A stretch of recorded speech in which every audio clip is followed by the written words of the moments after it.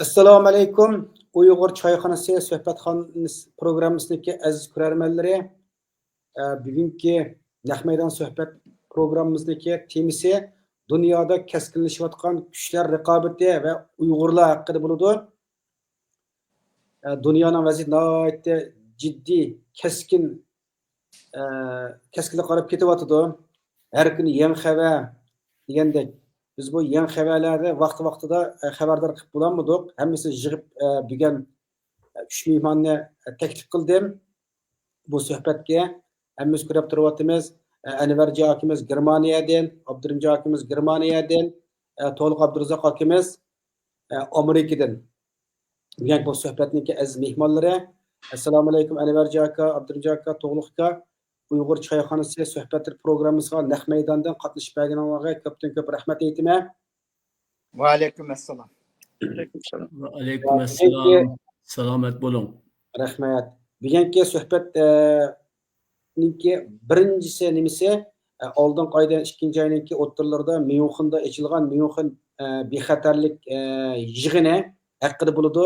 Chunki bu yig'inda nurg'un talash tortishlar bo'ldi.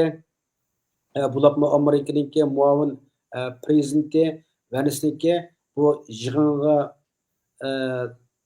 so'zlagan ba'zi so'zlari Yevropaliklarniki g'azab nafratlarini qo'zg'adi.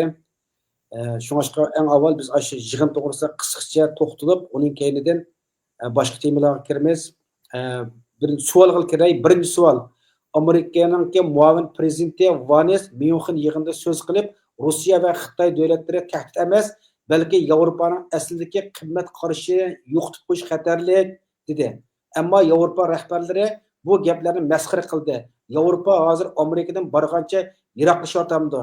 Bu dal Xitoyning kutgani emasmi? Sizlar buning qanday qaraysizlar? Buning eng avval Germaniyadan Anvarjon akamizni taklif qilaylik. Xo'sh, Anvarjon aka, ekran sizda. Rahmat. Mana men 53 yılın yağı Germaniyada yaşavatibdiman. 20 yıl Azatlık Radyosu'da muhbirlikni o'rganib, Uyg'ur tilida, keyincha O'zbek tilida xabarlarni ishladim. Turli analizlar yozdim. Birinchi deydigan so'zim, bu qitim Amerika rahbarlarining o'ttirib qo'ygan pozitsiyasi yoki sizlab o'tgandek so'zlari diplomasiya deb atilgan atalmaning ma'nosini o'zgartib etdi yoki diplomasiya degan bir narsa qolmadi. Mening tushanchamcha, agar to'g'ri tushungan bo'lsam, diplomasiya degan endi yurakdagi so'zni xalqning oldida qildigan emas, bundaq parda oqsida qilib o'zaro bir hurmat, bir saviyada bir-biriga maqsadini uqtirish edi. Bu qitim muavin rais bo'lsin yoki Prezident Trump o'zi bo'lsin, shu uddulla men seni bikaga mudofaa qilmayman, pulni to'liq bersang mudofaa qilma, bo'lmasa ko'tar qasqiningni bayma Abdurazzoq aparimning aytganidek deb uddulla davatdi. Bundaq bir gap so'zni men bu oliy davlat boshqarayotgan rahbarlarning og'zidan bo'libmi endi Amerikadagi dunyoning saqchisi deyildi bir yerda. Amerikadagi bir davlatning rahbarlari og'zidan anglab boqmagan, menmu ajablandim va bir yangilik degandimi so'q bir yangilikdek tuyuldi menga. Demak, endi bundan keyin faqat davlat rahbarlari Yevropa, Rossiya ular emas, biz oddiy xalqmi? Demakki, mushtaq gaplarni anglashga tayyor bo'lishimiz kerak. Uddulla chiqib, mani munchaga olamsa, olaman, olmayman. Veya ki muşpul bersen seni kovdayma, muşpul bermesen kovdamayma. Ya ki digendek Ukrayna'nın reisi digendek mesela sen bir ek bizge kılıç hukukun yok, unçuluk bir küçüğün yok. Cimotta dep birbirle tanışıp kaldı. Bu nesle yenilik hem de. Gerçekten şu nimaniki hazır şu an o noktaya kirmez elkinse. Hazır mesele München bir xatarlıkını qanday jığın, o jığında nimeler değişti. Amerika'nın muavin prezidenti Afganistan degan gibi Rusya ve Xitoy devletleri tehdit emas, belki Avrupa'nın aslidagi qimmat qarashini yo'qotib qo'yishi eng xatarli degan bu gaplar kuch g'ulg'ul qo'zidi Avrupa'da. Biz asos mujtamiyalarga München bir xatarlik jığın haqida. Bu jığın 60. yılı 1960 yılı taza soğuk uruş devri evcik algan vakitlarda başlanıp diken München'de aslında ilkindeki resmi bir mukami resmi bir nemesi yok. Benim bilişimçe hem de şu devletlerin kelip ilkindeki oçuk meydanda özlerininki fikir pozisyonlarını oturgu koyuş, birbirinin tomurunu tutuş, şu maksatlar bilen başlanganken, başta 10-15-20 devletin rehberleri kelgenken, keyin asası bu insan köpüyüp, vakti kelgende Rus'unu çakırıp diken, teklif diken, keyin Hindistan, Xitay degendek, hazır hatalaşmışsam 100'dün artık. Belki sizler doğru bilsenler, dep biringlar, 120 mi, 130 mu devletninki Ali dereceli rehberleri katlaşıdığan halkaralık bir jığınga aylanıp kaldı. Hem de ötken yıllarda bunçilik ehemmiyetlik boğallıkın ya mehis kılmıgan ya da dünya bunçilik ehemmiyetlik boğallıkın fark kılınmıgan. Hem de bu ketim Amerika'nın yeni rehberliği bu arada 3 yıldan beri 2 yıldan devam kılıp atkan 2 yıl değil mi? 3 yıl bu mu diye devam kılıp atkan Ukrayna uruşu Amerika'nın yeni rehberliğinin Ukrayna uruşu ne Avrupalıklara iştirip koyuşu ve Putin bilen AK taraftan özü sözlü çıplan mesele hal kılışına intilişi demek ki bu jığının ehemmiyetini tekrar arttırıp etti. Avrupalıklar çöçedi, oygandı, oturdu ki kirişmezlik yalıngaçlı oturup çıkıp kaldı. Her kiminin göz aldı da.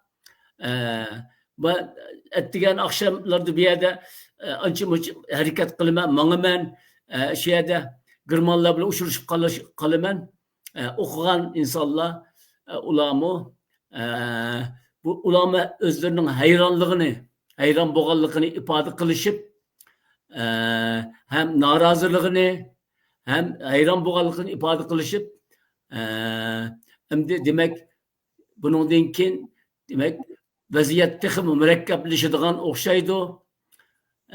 Degende fikirler bayan kılıştı. Eğer mevzudun çetnap ketip kalsam benim mevzu kaytırıp ekegin hem de bunun tabi elbette Uygurlar ötkende Uygur vekilleri mesela Dünya Uygur Kurultayı'nın sabık reisi Dolkun Efendim katnaşkan Uygurlarning bundaq bir jığında hazır buluşumu 2 yıl avval birinci qitim de mesela birinci qitim bo'lgan. Bu da 2 yıl qatnaştı. Bu da qatnaşmadı. Qatnaşma sebep nima demişsin ki? Merhamet.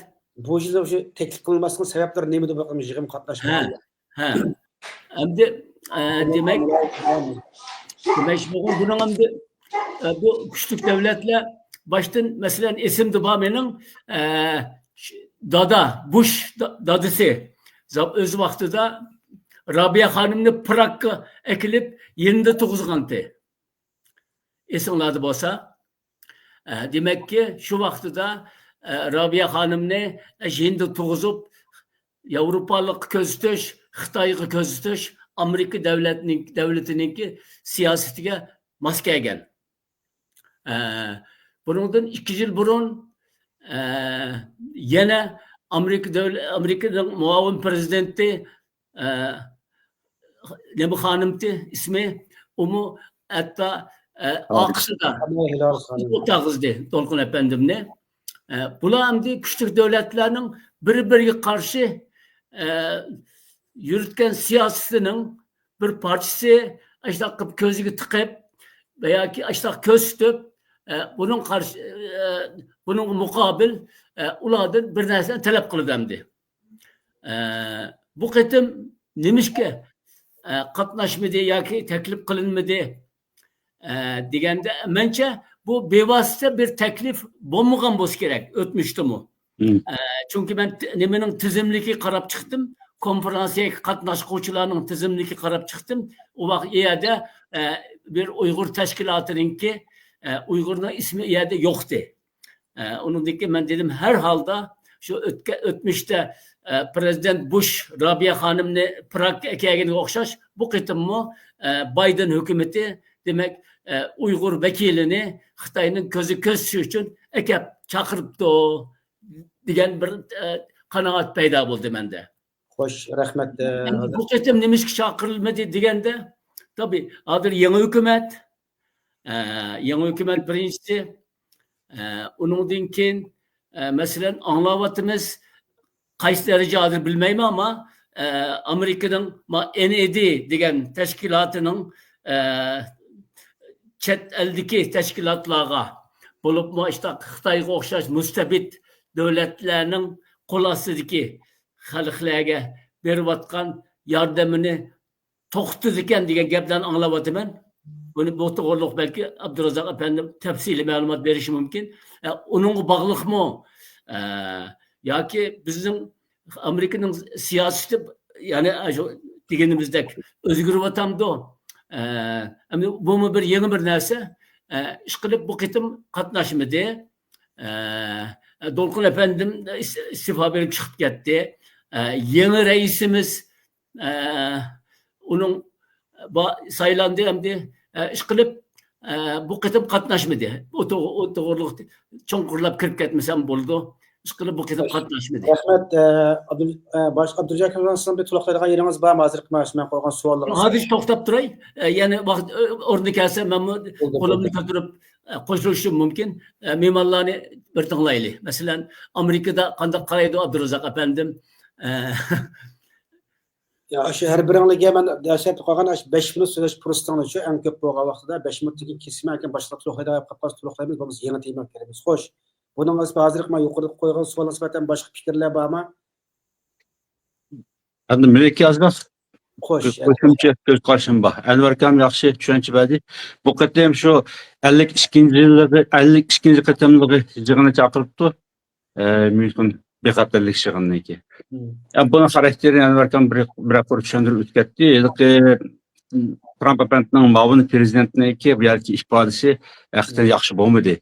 Yevropa davlatlariga yaxshi bo'lmaslikda Germaniyaga o'chiq deb shu cho'qib turib Germaniyaning ismini deb turib ham Yevropaninki bexatarligini tilga olgan chog'da Yevropaga haqiqatan Rossiya bilan Xitoy tahdid emas, sizlar Rossiya bilan Xitoyni tahdid deb qaraysizlar.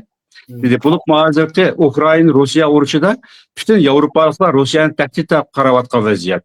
Agar Ukrainadan Rossiya o'tib ketib qolsa, buniki nimasi yo'q, urushni to'xtatgan bir nishoni aniq emas, Putinninki Yevropaga tahdid olib keldi deb mo'shundoq bir qo'rqayotgan chaqning o'zida u odam qo'p sizlarga Rossiya bilan Xitoy tahdid emas, aslidagi tahdid ichinglardagi ko'chmanlar degan bu narsani o'tirib qo'ydi. Shuning bilan bununla reddiye belirgen bolsumu ama Avrupa'daki natsistlerin nimesi yukarı gitti, inavut eşip gitti. Bu ketumki Germaniya saylamadı mı? AFD diyen bir partiya var, yanıdan kurulgan tekibi 10 yıldak oldu aldık yani. Şu partiyanın olsa 20%'ni eşip gitti avazı. Buna ait xeterlik meselini keltirip çıkardı o adam. Avrupa'daki natsistlerin yukarı inavutının eşiğe andan ekenizde olanın parlamentteki sahanının eşiğe Türkiye bol diye de parıldı. Bu nokta asasen yakşı kıymeti. Amerika'nınki keyinki suallarda bu yerge kelime yakacağım bu noktalara. Ama Amerika'nın bu kıtımki München Bekatlar Şirketi'ne katlaşkan bu vekili asasen hem diplomatiyat tilini kullanmadı Enverkam diyendeki hem diplomatik münasebetini Avrupa'nın asasen sokaklaştırıp, jiraklaştırıp bir pozisyada fikir kıldı o adam. Hem Amerika'nınki nöbetçi hükümeti mi Avrupa bilen bulduğun diplomatiyani acizlaştırış bir plan bağışlaydı o da oyladık. Hem şunda tahlil kılınmatıdı. Germaniyanınki bazı siyasi analizciler bu şu fikirine oturup yuvadıdı. Avrupa'nı Amerika Özbeşik'e taşlap çıktı. Avrupa'nı öz aldığımızda taşlap koyduk yani bu. Bununla biz Avrupa özümüzden bir xatarlıkya özümüz kapılaştığımızda olmayıp geldiğine ait ağır bir vaziyetki. Hem endişeyi düştü hazır Avrupa'nın içi. Ben başka fikrim yok. Maaş soruna kattık dikkat kılsa yani bu Vanis'ninki, Amerika Prezidenti Vanis'nin diyen gibi Xitay bilen Rusya tehdit emas, Avrupa'nınki kıymet karşısının acizleşi bir-birine boğan nima bu en çok tehdit, en xatarlik deb qilishi. Unda nima uchun Amerika buni bu München yig'inida deydi, ammo o'zi dunyodagi en çok tehdit Xitoy. Deydi. Bu yerda degan gaplar bir-birisi qarama-qarshidek qarshi chiqib turgandek qilamdi. Buni qanday qaraysizlar? Oy, Avrupa, men mashadajroq izoh beryapman. O Vanis'taki bu bexatarlik yig'inida degan gapi Avrupaga qaratilgan narsa. Hozir Avrupa Rusning tahdidiga qilib qoldi. Rus urush tahdidiga oldi Avrupani. Xitoy kuchdan iqtisodiy kontrolni qilib oldi Avrupani. Bu ikki tahdid Avrupaga yurilayotgan tahdid. Ama o kişinin aytgan gapi Rusya mı tehdit emas, Xitoy mı tehdit emas, asli tehdit sizlarning ichingizda ko'chmanlar, integrasyon meselesi. O ilki qiymat qarashinglar emas. Avrupa'da bütün şu her türlü medeniyetki mensup, her türlü milletki mensup, her türlü devletki mensup kaşkullar Avrupa'ya gelip Avrupa'nın içini xatarsiz alıp keltirdi. Şu yig'in buluştan bir gün burun München'da bir Afgan balaniki 24 yaşlı bir Afgan bala Maşarki multici bala. Maşineden namayış kalkanlarının üstüne bastırıp verip nurgu adamlarını öldü, yaralandı diye 3 adamın ölüsünü getirip çıkardı. Del şu yig'in buluştum bir gün burun. Muşunu del keltirip Avrupa'nın istediki xatar meselesi bu Rusya'nın Xitoy'nın gelmeydi. İki meseleler oldu. Yani köçme meselesi geldi o da. Amerika'nın özünün köçmenlerine katı kol siyaset yürüyecekten bir siyasetini Mayagi tatbiqlab bizning örnek elanlar, bizni tanqid qilinglar emas, Amerikaning ko'chmanlarga qarshi turish siyosatiga qarshi sizlar maydonda bo'lmay, o'zinglarni Amerikadan örnek ilishinglar kerak degan bir signal. Men ashta tushundim uni. Xo'sh. Rahmat va nima rahmat baba. Xo'sh. Ben bir O'xshamaydi fikri bormi?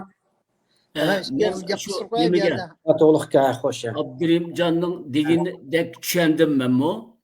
Yani ilqindek bu tushundim. Abdurimjon degandek undan keyin Avrupa'da bir necha yilning oyog'i Gollandiyada hozir o'nchi bir hukumat nimada bilsa Fransiyadan kuchlanib xeli darajaga bordi. Germaniyadagi partiya 20% eshib ketdi bu qitim. Endi bu yerda demek ki dünyanın en erkin devleti, demokratiyanın bayrakları degan bir devletinin reisi, muavin reis kelib, demek ki köşmellerini kabul kılmanglar.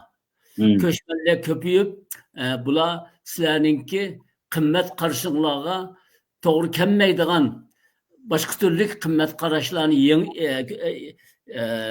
yeyishi mumkin degandek bo'ldi. Yani ama Abdülgani siz degandek yani bu Xitoy xatar emas degan ma'no kelmaydi bu yerda. Aslida mening tushunishimcha yani o mavzuga yani kiramiz. Aslida Yevropadan endi Amerikaga bir foyda kelmaydi bundan keyin. Men Yevropani muncha pul xarjlab qo'g'dashning o'rniga bundan keyin kuchimni Orus bilan yaqinlashib Xitoyga qarshi ishlataman yoki Xitoyga markazlashtiraman kuchimni. Harbiy, iqtisodiy va siyosiy tarafdan Xitoyga qarshi kurashni avj oldiraman demoqchi endi ular. Shuni qo'shimcha qilib qo'yay dedim. Xo'sh. To'g'liqqa boshqa fikrimiz ham qatag'an, bo'lmasa yangi savol qo'yamiz. Hemen işkiye kız yapıp koy bir adamdı. Abay Enver Kam'ı şu Amerika'daki diplomatların diplomasiya okumaydı degandek mezmun sözüldü. Ameliyatda undaq emas. Fakat şu mening tushunchimcha bu Amerika'nınki bulup mu Donald Trump chiqqandan keyin Amerika'nın tashqi siyosetida o'zgarish bo'lyapti. Bu o'zgarishlarni endi ro'yobga chiqarish uchun amaliylashtirish uchun albatta diplomatlar o'tirib turishi to'g'ri keldi. Bu diplomatlarning u yerda so'zlagan so'zlarima mushu Amerikaninki mush navbatda ilib berayotgan siyosiy o'zgarishninki aks ettirishi deb qarayman-ku. JD Vance u yerga berib Trumpga Amerika hukumatiga vakolatdan u yerga berib so'zladi. U yerda uning so'zida albatta o'qishmagan odamlar o'qishmaydigan ko'z qarash tushundi. Bu yerda Yevropani qattiq tanqidlagan yeri rost. Yevropaning masalan erkin so'zlash, erkin so'zlashadigan shunday an'anasi yo'qoldi. Hozir bir qancha shu diktatorlik rolini o'ynalaydigan odamlar shular so'zlayotdi. Odat qarshi fikrdagilarni so'zlashni ko'zlayotdi deydi. U bir nuqta. Yana birisi shu Abdurimjon degandek shu ko'chmanlar masalasi. Endi Amerikadagi ko'chmanlar masalasi bir cho'ng masala bo'lib qolganligini hammamiz bilamiz-ku. Endi Amerikada Trumpning deyishicha 20 necha million odam qonunsiz kirib oldi, mushlarning hammasini qo'g'lab chiqaramiz degan ko'z qarashda. Endi Yevropaning ko'chmanlar masalasi ma'lum jihatdan umumiy bir cho'ng masala bo'lib qoldi-ku. Masalan, Germaniyani oldigan bo'lsak, o'tganda mening bir ko'rgan xabarim bo'yicha aytgan chaqda 20% tak shu nimalar hatto uningdan ko'plari shu asosan chet eldan kelganlar bo'lib ketdi. Albatta men uningga qarshi emas. Men o'zimmi ko'chman bo'lib kelgan-ku, Amerika o'rnida ko'chman bo'lib kelgan. Lekin endi o'zlarining davlat manfaat jihatlarini aytgan chaqda Germanliklar olamdı, Angliyaliklar olamdı, Fransuzlar olamdı. Mushundaq chet elliklarning ko'payishiga mushundaq bir qarishlikni bildiryapti, xalqiy qarishlikni bildiryapti. Shuning uchun ba'zi bir o'zgarishlar men xato bo'lishi mumkin, chunki sizlar Yevropada yashaysizlar. Yevropadami mush bir qancha yilning ichida mushundaq o'zgarishlar bo'lyapti. Masalan, men o'tgan Abdurimjon bilan bir so'zlashib qoldim. O'sha yerda endi buni Amerikada solchil, o'ngchil deydi-ku endi. O'ngchillar deganimiz bu konservativ deymiz. Konservativ deb oldim Uyg'urchada. Ham konservativ degan burun azaldagi an'anani saqlab qolish degan gap. Yana birisi progressive. Progressive degan hamma narsani yengilliqtab, hamma narsani almashtirish degan nimada bu ikki kuch hozir dunyo xarakterdagi bir cho'ng bir jang bo'lib qoldi-da. Shularni aks ettiryapti deb o'ylayman. Men shunchalik qistirib qo'yay. Endi bu gapimni unutib ketmasin. Rahmat. Undan qolsa ikkinchi savolga o'taylik vaqt ito'g'rilan. İkinci savol 2025 yılı ise 2 ayın 28 günü Amerika'daki Oqsaroyda Amerika prezidenti Donald Trump bilan Ukrayna prezidenti Zelenskiy o'rtasida yuz bergan talash tortish dunyo miqyosida g'ulg'ul qo'zg'aldi. Zelenskiy Ukrayna yolg'iz emas deb Yevropadan madad kutgan gapni qildi. Trump sen 3 dunyo urushini qo'zg'ashga do'tikyapsan deb g'azablandi. Ba'zilar Trumpni qo'llasa, ba'zilar Zelenskiyni qo'llab uning istoshlik qildi. Sizlarcha Zelenskiy bu yerda Yevropaga bek ishinib strategik xatolik o'tkazdim qanda? Xo'sh, to'g'rilikka avval sizdan boshlaydan bunga. Amerikada siz bo'lgandan keyin yozsiz bu to'g'risida. Endi men bu to'g'riliqmi jixnaslar. Savol aniq holda ilojimiz savolni chetga ketib qolmayli. Meningki ko'z qarashim buni aniq. Endi Zelenskiy bir hisobda bu Amerikaga kelib Amerikadan pul talab qilgili kelgan. Endikin Amerikaningki shu Ukraina urushini qo'llash uchun bu yerda yolvorib kelganda anda bo'ldi ekan, endi odatdagi hukm bo'yicha aytgan chaqda birisi men masalaniga birisini uyiga berib qaz so'rg'ilib boradigan bo'lsam, u odam nima deydigan bo'lsa jim o'tirib shuninkini rostlab manaman. Bu yerda Zelenskiyning eng chong xatoligi Zelenskiy diplomatiyaning nima ekanligini bilmaydi ekan.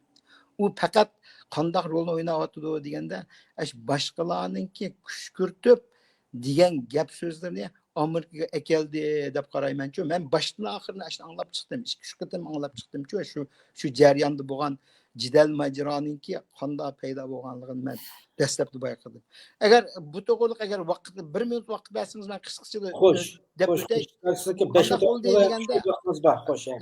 U dastlabda Trump o'tadi bu yerda, Marco Rubio bor, andin JD Vance bor, yana boshqalar bor. Muxbirlarim o'choq hatta. Bu yerda bu Trump hukumatichi bu hozirgi navbatda qilayotgan, yurgizayotgan siyosatda butun tarixda bo'pmag'an bir sifatni ilib beryapti. Masalan, hamma qo'l qo'ydigan buyruqlarni qilgan chaqda shu muxbirlar o'choq. Anvarkan muxbir sohasida jiqish degan bunday ahvollar odatda yuz bermaydi-ku. Har qanday xalqarodagi, har qanday davlatda oldi bilan o'zlariningki ishchidagi masalalarni bir tarafga qo'yib, majrolarni qandiki, endi xalq olami. Bular hech qanday nutmasdan o'choq ichib bilyapti-da. Butun muxbirlar keldi, butun dunyoga u xabar degan o'choq. Bo'lgan chaqda bu yerda dastlabda Trump to'g'ri ish qildi. Shu yerda Zelenskiy başlığı şu doğruluk özünün nima uchun nima Ukrainaningki mudofaasini kapolat qilmagan taqdirda men uni qo'l qo'yma degan bir o'ydi-ku. Bu o'yni Amerika kelishdan burun bu degan, hatto yozgan. Lekin keyin mening bilishimcha Ukraina hukumati o'zlari ishiga parda orqasida maslahatlashib bo'ldi. Trump nima desa deb sen berib shuni qo'l qo'yib qolgan ishlarni keyin qilishimiz deb hatto hujjatlarni o'zgartdi. Masalan, dastlabda 500 milliard dollarning gapi chiqqan-ku. U 500 milliard dollarning gapini evatdi, hatto nurg'un moddalarni evitib Amerika hukumatimi xeyli buningga e'tibor berib, amal var şu qo'lni qo'ydiramiz dedi-da. Trump shunda qo'shal vaqtida. Bu Trumpning o'yida u yerda qo'l qo'yish degan muqarrar 100 bo'ldigan ish deb o'ylaganda, bo'lgandek gapni u Zelenskiy alaqandak voy deb andiki u gapni qildi, endi Amerikani tanqidlashga boshladi. Andan keyin Putinni hatto tillashga boshladi.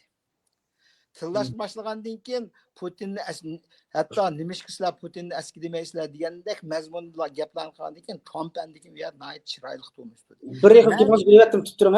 Amerika nimda tanqidlaydi? Asosiy mazmun nima ish tanqidiga bilingan?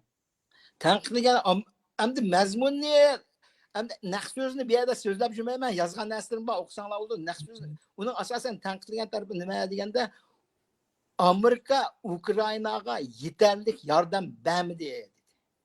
Bu degandan keyin Trump qayta degildi-da, u vaqtlarda men yo'qdim. Biden prezidenti, boshqa prezident deganda bu andan keyin bu Zelenskiy nayta xalqning ditiga yetadigan bir gapni qildi-da.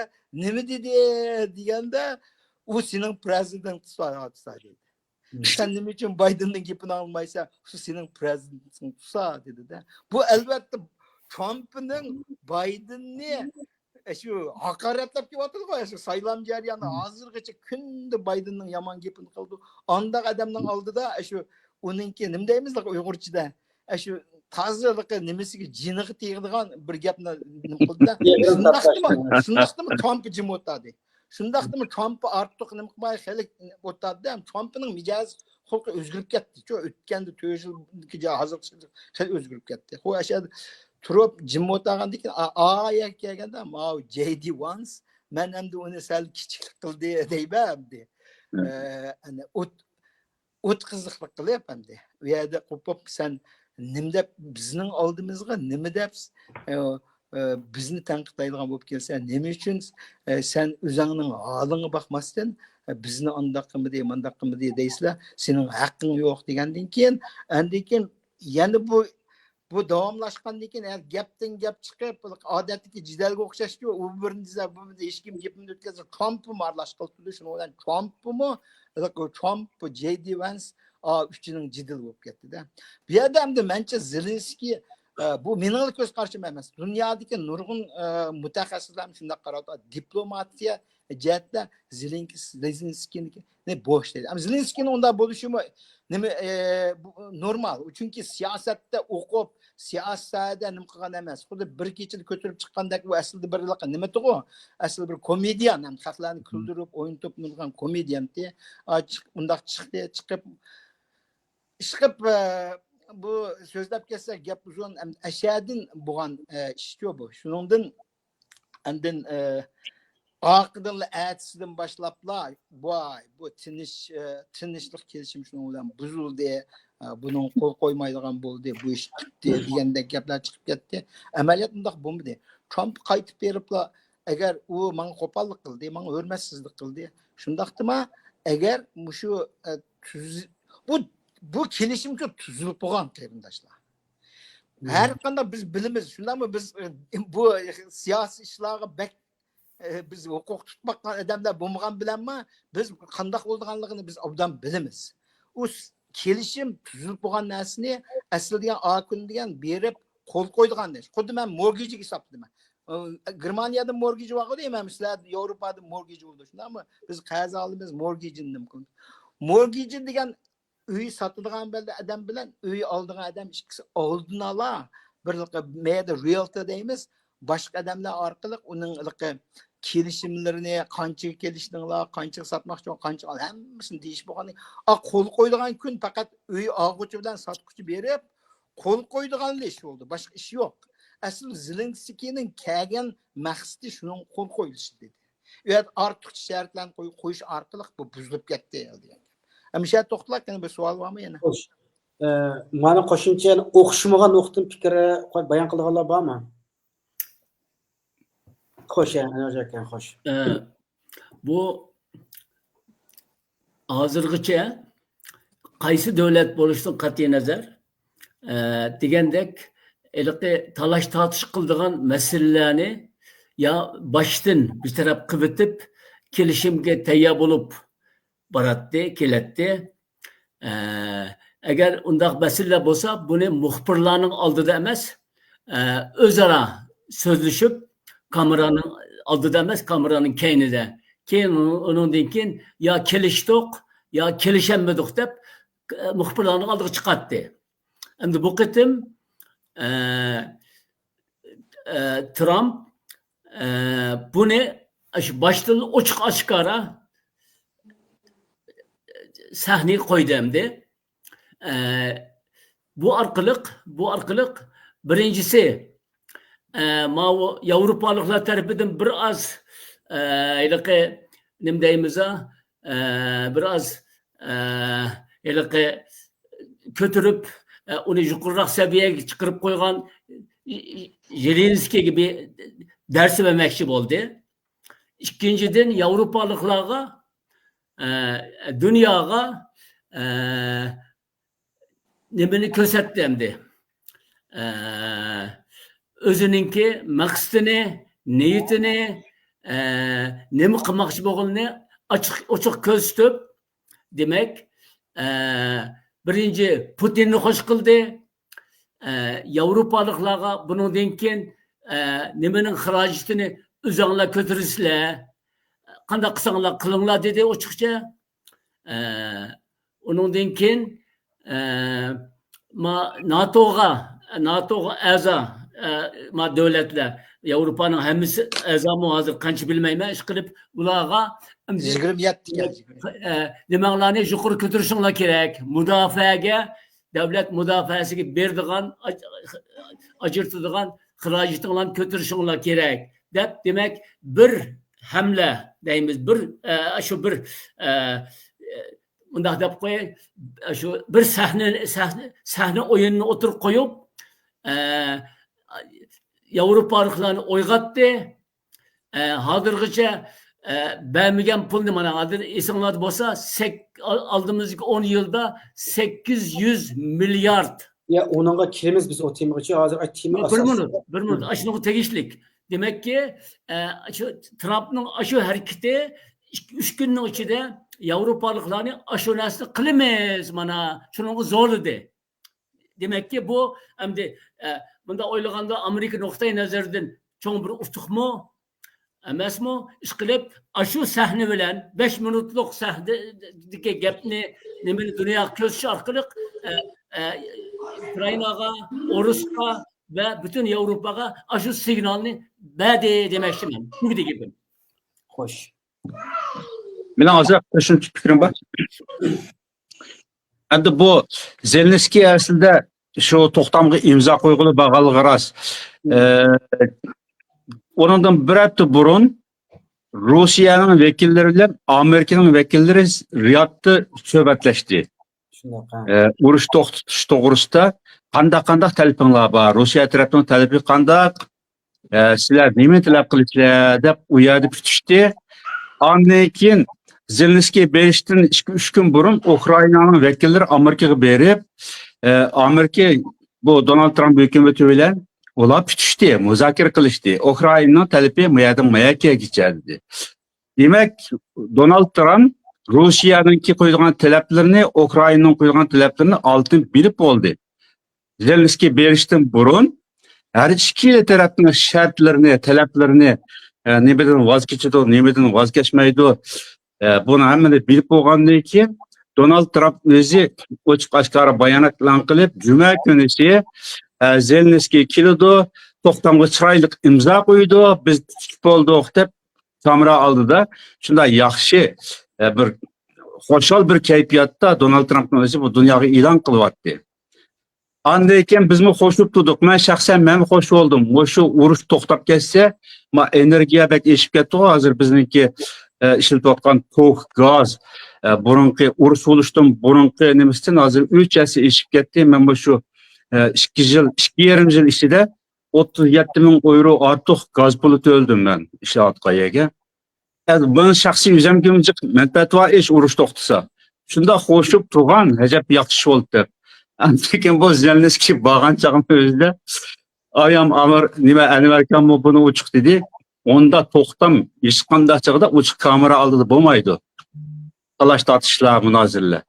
Əməliyyatı bu küçük bo'lgan narsa. Ukrayna rəhbərləri, vekilləri berib Amerika hökuməti bilan küçük bo'lgan narsa faqat Zelenskiy imzo qo'ygan narsa.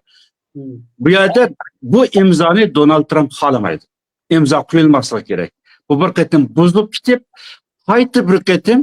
qaytadan o'tirg'i chiqish lozim. Rossiyaning talablari, Ukrainaning shart talablari qayta yana bir qatim bu bir sug'uchilishib chiqib, ondan keyin haqqasi ikki taraf o'ziniki o'shini tepib, qaytadan bir talab shartini o'tirib qo'yish kerak deydigan bir narsa Donald Trumpning qo'shib bukib qo'ygan narsa ekan planiga. Zelenskiy'nin naqmaylarını açıp lan kameranı aldık açıp xalq aleminin aldıda onu dağıtar finansiyanın çapan keymedin de jürüp aşağıda her taraftan çıktılar işleri balını Aksaray'a gidip çapan keymeye geldim o edep o şundaq mı edep sizlerce muhbirlığı taşlap verip onu qattiq bir edepledi. Zelenskiy mi qaytib kelib lan men Amerikaga yine qayta bu to'xtamga men tayyor Donald Trump'ning shartiga men kunima bu to'xtamni amalga oshirmasak bo'lmaydi deb e'lon qildi. Donald Trump'mi qayta o'zini o'shiga kelib, o'zini o'ngshab kelsa, biz imzo qo'yishga tayyor dedi, o'ma. Yana bu qatim hamda Saudiyada uchrashdik bular. Uchrashib, ulug' Makka Mukarramada bu to'xtamni muzokara qildiga o'xshaydi. İşte qandali bo'lmasin, o naq maydonda hamda butun dunyoga ko'rsatgan u yerdagi voqeaning o'zi bir diplomatiyaga sig'magan bir narsa. Diplomatiya emas, ikki davlat o'rtasida bo'lgan to'xtam programma emas, faqat bir talash tortishni dunyoga ko'rsatdi. Ama bunun arka tarafida qandaq bir narsa yoshirilgan, bunun o'zini asosli biladiganlar Putin, Donald Trump, Zelenskiy. Bu 3 shaxs bu günkü maceranın aksığı yuşurgan narsani bular çokum biladi. Endi birlikte deydiganim shunchalik. Hozir mana Baksam yana bir nima bor-da, mush nuqtadan o'zimizga mi qarab boqalida hamda suhbat. Ayada Donald Trump Abduljon men mavzuga ya yangilik bo'lib qolib qolsa, qatli gapni yana to'liq o'xshash gap bo'lib qolib qolsa, mening bilan munosabat uchun javobimni bilan hozir bu yer bir xato tushuncha bo'lyapti-ku. Hozir bu davatgan gap Abdurimjonmi dedi, Anvarjonmi dedi, buni xuddi Trump yasab chiqqan bir o'yin, dunyoning oldida Zelenskiyni mazlashtirish, uni tushirish degan. Undaq emas. Men abay dedim, buni hatto yozdim. Yana sizlar-ku qaranglar, sizlar balkim ko'rgan bu qo'ytinglar. Bu ko'rilmalar ashini boshdan oxir ko'rib chiqib yiqinglar. Bu Trump u yerda uni butun xalq olamiga oshkor qilganning sababi nihoyat xushallikda. O Trump'ning unda xushal bo'lganligini men ko'p bayqamaganchu. Nihoyat xushallikda bu qo'l qo'yish narsasini hech qanday shubhasiz qo'l qo'yildi deb o'ylagan. Chunki abay men shu misolni deb o'tdim-ku. Uy elish aldıgan, uy satadigan ikki odam kelish bo'lib, imzo qo'yadigan vaqtga kelgan chaqda agar birasi shaqqiti o'ziniki nimasini o'zgartib bo'ldi ham, menga manchilik ortiq narsa bersang, bu ortiq pul bersang bo'ldi, buni sotmayman deb turganlik gap bo'lib qoldi. Shu yerda. Ashta shuning uchun bu xalqaro oshkorlanishning sababi Trump va Trump hukumati bu ishni dandil deydi-ku, bo'p bo'lgan kelishim, buning faqat qo'l qo'yish ketdi deb shuning xalq odam qilgan. U yerda hargiz qarindoshlar hargiz xato tushunib qolmanglar. U yerda Trump bu yerda bu o'yinni o'ynab, Zelenskiyni mazlashtirishdagi maqsad bilan emas. Faqat u yerda diplomatiya siyosatini aytgan chaqda balkim ba'zilar buni xato deyishi mumkin, ba'zilar buni lekin Trump-ku o'zi azaldan xalqning xiyoliga kelmaydigan bir ishni qildigan. Men bo'lsam kutmagan ishni, imzo qo'ymagan ishni har qanday hamma odamda xalq olamiga nima qilmayman. Balkim Anvar kam shunday qilmaydi, lekin odam shunday ishni qildi. Qilishdagi sabab u imzolanganiga ishonchlik oldi bo'lgan. Xo'sh. Suhbat jarayonida hamda ko'ngilsizlik chiqqan vaqtida Donald Trump dedi-ku, Zelenskiyning quloq o'ynagan bir kart bormi demakda, nima bormi deb orqalab anadan Yaman qistavotdi-da. Ya'ni bu nima tushuntirdi? Undan keyin biz Uyg'urlar emasligida qo'limizda masalan shunday kunlarning bir kuni shunday bir davlat rahbarlari bir ustalga kelib qolsak, biz Uyg'urning o'ynagan qanday bir kart bo'lish kerak. Kart bo'lish kerak-da, katta karta. Zelenskiy talab qo'yganda Donald Trump sizlarning kart bormi deyapti-da. Unda qolib qolsa, bu nima tushuntirdi? Uyg'urlar kunlarning bir kuni dunyo rahbarlari ashula bir siyosiy sahnada maxfiy bir kelishim qilib qolsa, bizdan qanday bir kart bo'lish kerak. Bu vaqtda bir tushuncham deb boqqan bo'lsang xo'sh. Ya to'g'liqqa sizdan boshlaymiz. Kimdan? Sizdan boshlayman. Buni balkim jiqadamlar bu gapni qilsam jiqadamlarning quliqqa yoqmaydi, lekin men daviray bu gapni. Mencha bizning qo'limizda qolgan birdan bir qart bizning Sharqiy Turkistonning zimindagi yer osti boyliqlar. Shular qoldi. Agar biz shuni bir obdan kart qilib ishlatadigan bo'lsak, bizning ishimiz ilgari surdi. Nima uchun? Hozir Xitoymi bizning yer ostidagi boyligimizni deb o boshqa maqsadlarim bor, bizni shundoq ching tutib kelyapti. Lekin g'arb dunyosi uni tunib yetmadi. Bizning satalaydigan nimamiz bor deganda, masalan, Zelenskiyning qanday kartasi bo'ldi degan chaqda Zelenskiy Rossiyaning egallab olgan yerlarida berib etmaslik uchun turyapti. Shundaymi? Endi hozir qanday bo'ldi deganda yer ostidagi kam uchraydigan minerallar deymiz. Minerallarning kezish huquqini Amerikaga berib etishni buni kart qilib ishlatadi. Bu kart yo'q emas, bor. Shuning kelganda ortiqcha shart qo'yyapti. Sharqiy Turkiston masalasiga kelgan chaqda bizning nimamiz bor? Bizning harbiy kuchimiz yo'q. Xalqimizning ahvoli avvo. Butun dunyoga 5-6 yildak bo'ldi, irqiy qirg'inchilik qildi deb yalvuryaptiq.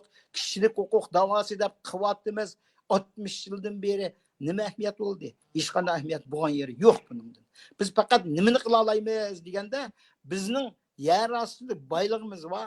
şunu aldıgan bolsang, bika alsangmı al deydigan kartımız var. Xo'sh. Endi ikkalanglarniki buning bir qarta bir boshqa fikringlar bormi? Benim fikrim var. Xo'sh.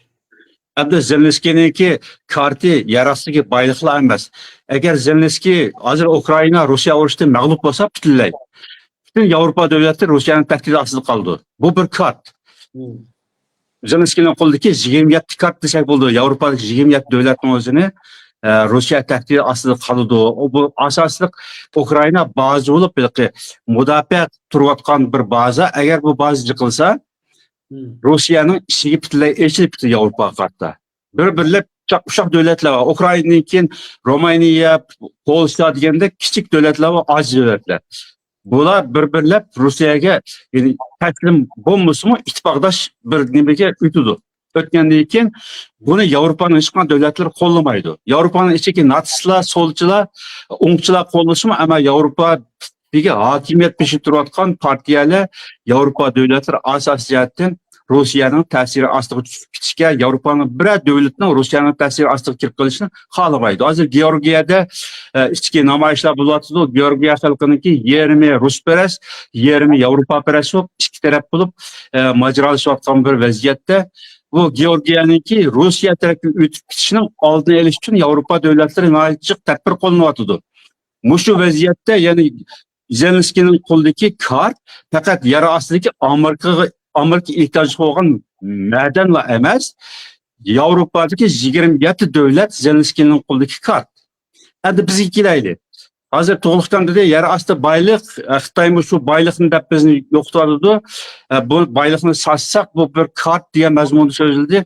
Menimcha o Sharqiy Turkistonning ichidagi boylik bizning qo'limizda emas. Biz uni qo'limizga kart deb ishlamaymiz.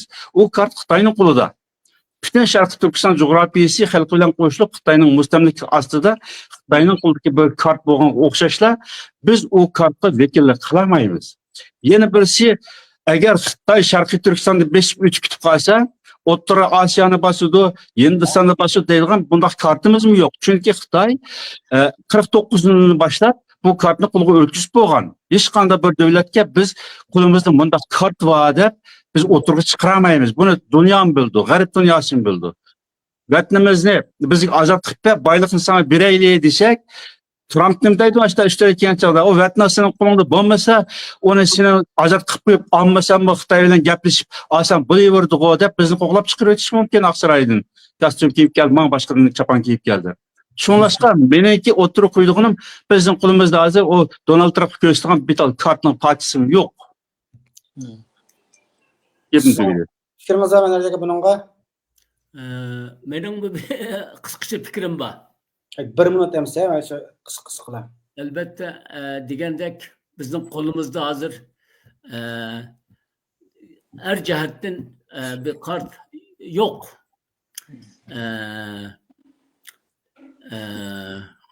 Ama nemi mi yok dahi? Mesela şu dünyadaki siyasi ahvalni, siyasi şaraitni tahlil qilib, kim bilen qandaq gap qilishni biladigan yeterlik sonda adamlarımız, rahberlerimiz mi kamtığı? Evet, mana.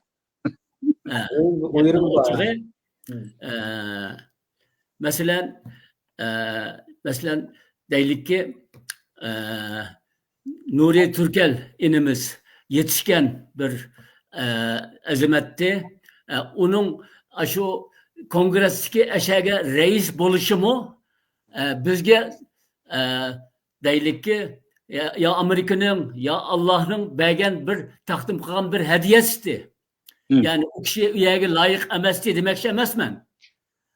Elbette. Ama demek ki Uygur'a işte bir fırsat tuğulgan. Ondan keyin mesela kızımız Elfidarma mesela prezidentlik sarayındaki xavfsizlik kengaşiga hizmetga elindi. Demek yani o kişi üyege layık emesi demek emasman. Elbette ki layıktı ama şundaq bir fırsatla bizge keldi. Endi shulardan yaxşı faydalandık mı, faydalanmadık mı? Bu savol etrafında belki biraz mülahize kılışımız, analiz kılışımız mümkün.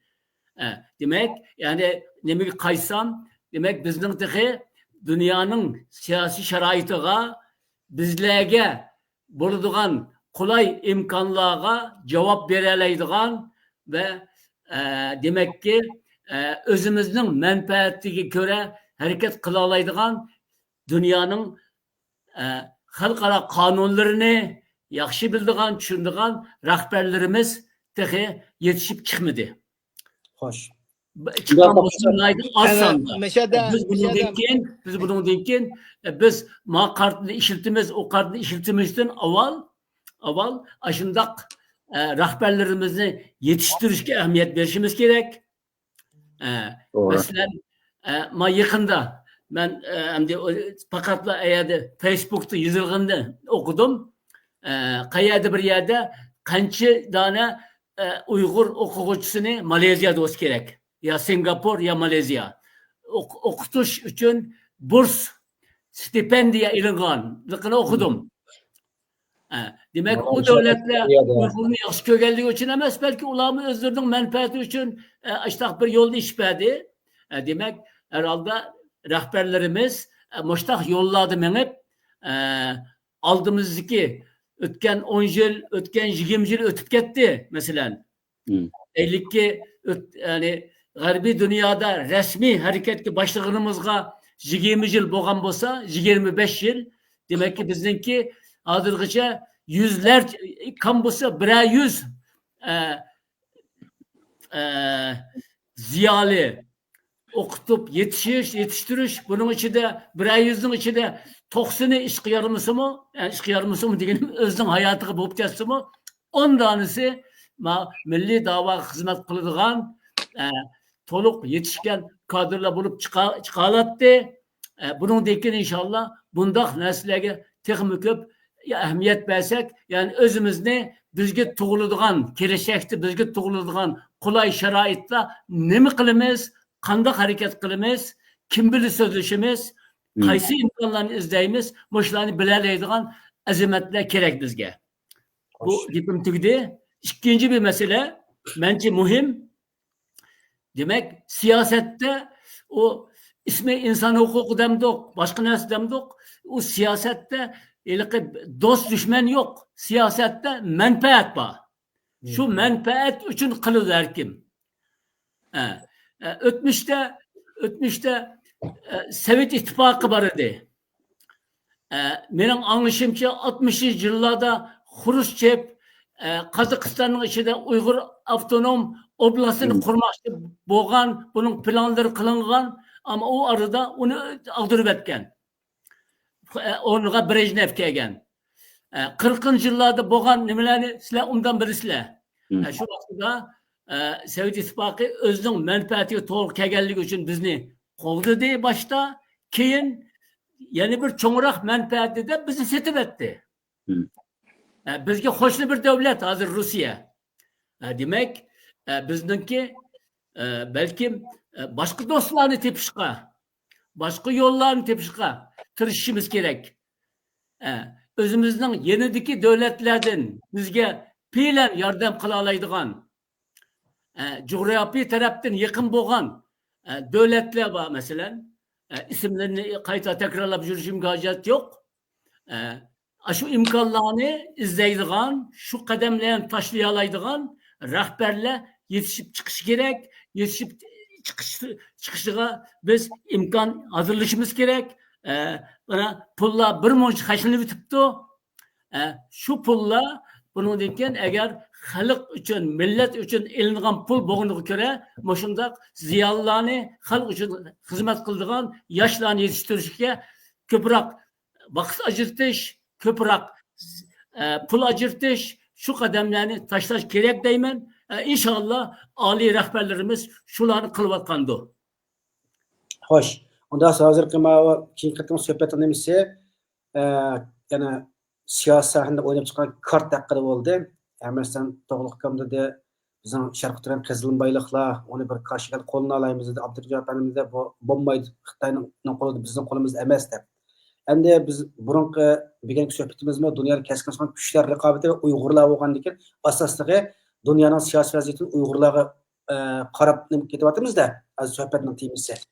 Yani bu tarihi bir qarasak, tarixda Ikkinchi dunyo urushi mezgilida Yaponiya ham shunday kuchli shu mezgillarda Muhammad ibn Buxoro Hazratim bilan Mahmud Muhit Yaponiyaga borgan vaqtida, masalan Afg'onistondagi mezgildami Rus nima Yaponiyaniki konsullar bilan elchilar aloqa qilish orqali Yaponiyaniki qurilishni qo'lga keltirish uchun Yaponiyaga berib nima vaqtida bular ashta talabni qo'yapti ekanda bizni Qur'on askar jihatdan qo'llasanglar Sharq Turkiya mustaqillik uchun yordam bersanglar bizga biz Sharq Turkiyaning qizil bayliqlarini sizga beramiz, tashqi siyosatni sizga bo'ysunamiz, diplomatiya jihati sizga bo'ysunamiz deb nurg'ulg'an shartlarni qo'yapti ekan. Demak, Muhammad ibn Buxoro Hazratim bilan Mahmud Muhitniki qo'llangan kartasimi Sharq Turkistondagi qizil bayliqlar. Aşar mançılığı sizler, haksız işin sizler, o bilgi bütün nersini öptüken. Bu alakaya Nur Muqaddas Xonimniki yazgan bir kitabı var, tercüme kılgan. Ikkinchi dunyo urushi mezgilida Yaponiyaning Sharq Turkiya siyosiy kitap, nayt aniq yozilgan kitap. Bu yüzleşmelik kitap, lekin nayt yaxshi yozilgan kitapda bu. Hatta Muhammad ibn Buxoro Hazratim Yaponiyaga nima degan vaqtda biz deydi. Sharq Turkistonning jug'rafiyalik intayi muhim, biz kommunizmniki o'ttirishga bir tabiiy to'saq debdi anasinikini. Mush jug'rafiyalik o'rnimizdan foydalanib Xitoy kompartiyasi Marimislik o'ttirga nima kommunizm tarqalib ketishini oldin bir tabiiy to'saq qila olasizlar degan bu shartdan o'ttirib qo'yapti bu ko'zirib ishilib ketgan shu mezgillarda. Ana o mezgilda Yaponiya Ikkinchi dunyo urushida oxirgi kun kelganini ko'ramiz, mag'lub bo'lib ketgandan keyin bu plan amalga oshmoqda ekan. Demakchi, bugungi kunda Xitoy Sharq Turkistonni dunyoga sakrab chiqishniki bir taqsis qilgan qizil bayliq demasak hammamiz bilamiz. Shuning uchun biz yana mushkullarda Sharq Turkistonning qizil bayliqlarini xuddi Muhammad ibn Buxoro Hazratim buni 70 yil, 80 yil burun degan o'xshi bizim shu narsani ko'tarib chiqish orqali buni o'tni kun tartib eklashni bir yo'li bormi deb o'tganda men shu Muhammad ibn Buxoro Hazratimning ilhom bilib Sharq Turkistonni qizil bayliqlarni Amerikaga satayli, biz Amerikaning 51 stat bo'lishini xohlaymiz deb shu mezgildagi dunyoning siyosiy vaziyati qarta bu narsa yezmam e'lon qilganda Uyg'urlar g'ulu bo'ldi. Ba'zilar yaxshilab deganlar bo'ldi, ba'zilar voy Xitoyning qo'li to's, bizning qo'limiz emas to'sa, u bu degandek bo'ldi. Buning hammani buni tarix surishtirgan vaqtda bu Sharq Turkistondagi qizil bayliqlar bir kart qilib qo'llanish, shunday Sharqning jug'rafiyalik o'rni qo'llash bizning bir kartimiz bo'la oladi degan men bu ideyani ilgari surmoqchi. Hatto ba'zilar buni bizning cho'ng-cho'ng tashkilotlarga tashlashdan islatmayman bularda. Shularga yetkazibdi. Mana bir narsani o'ttirib yozyapti, maqolalar, men bilgan maqolaga mush orqali bir munosabat kelami ko'rishib baqsanglar bo'lmamdi desa, bizning tashkilotlarniki islatmay, lekin kelgisi yozmay bu narsanikini. Bular degan narsa nima desa, biz avval Sharq Turkistonni Xitoydan eplab olib Amerikaga sotamiz degan gap borda menda. Mana mushu so'z anglayotganlar bor bu taq maydonda. Bu Sharq Turkistonni biz Xitoydan ozod qilsak, Amerikaga sotamdik biz. Amalsizlikdan sotamiz deyatimizda biz. Xitoydan olamagandan keyin 1% yerimizni endi Abdurahim Javobov gapingizni men bilyaptim. Gapingizni men bilyaptay. Av masalalar sizniki ayrim termingiz yo'q. Ammo hozirgi suhbatga kelsak endi 35-yildagi 37-yildagi vaziyatni hozirgi vaziyatga selishtirib, uni biz kart qilib qo'llamaymiz.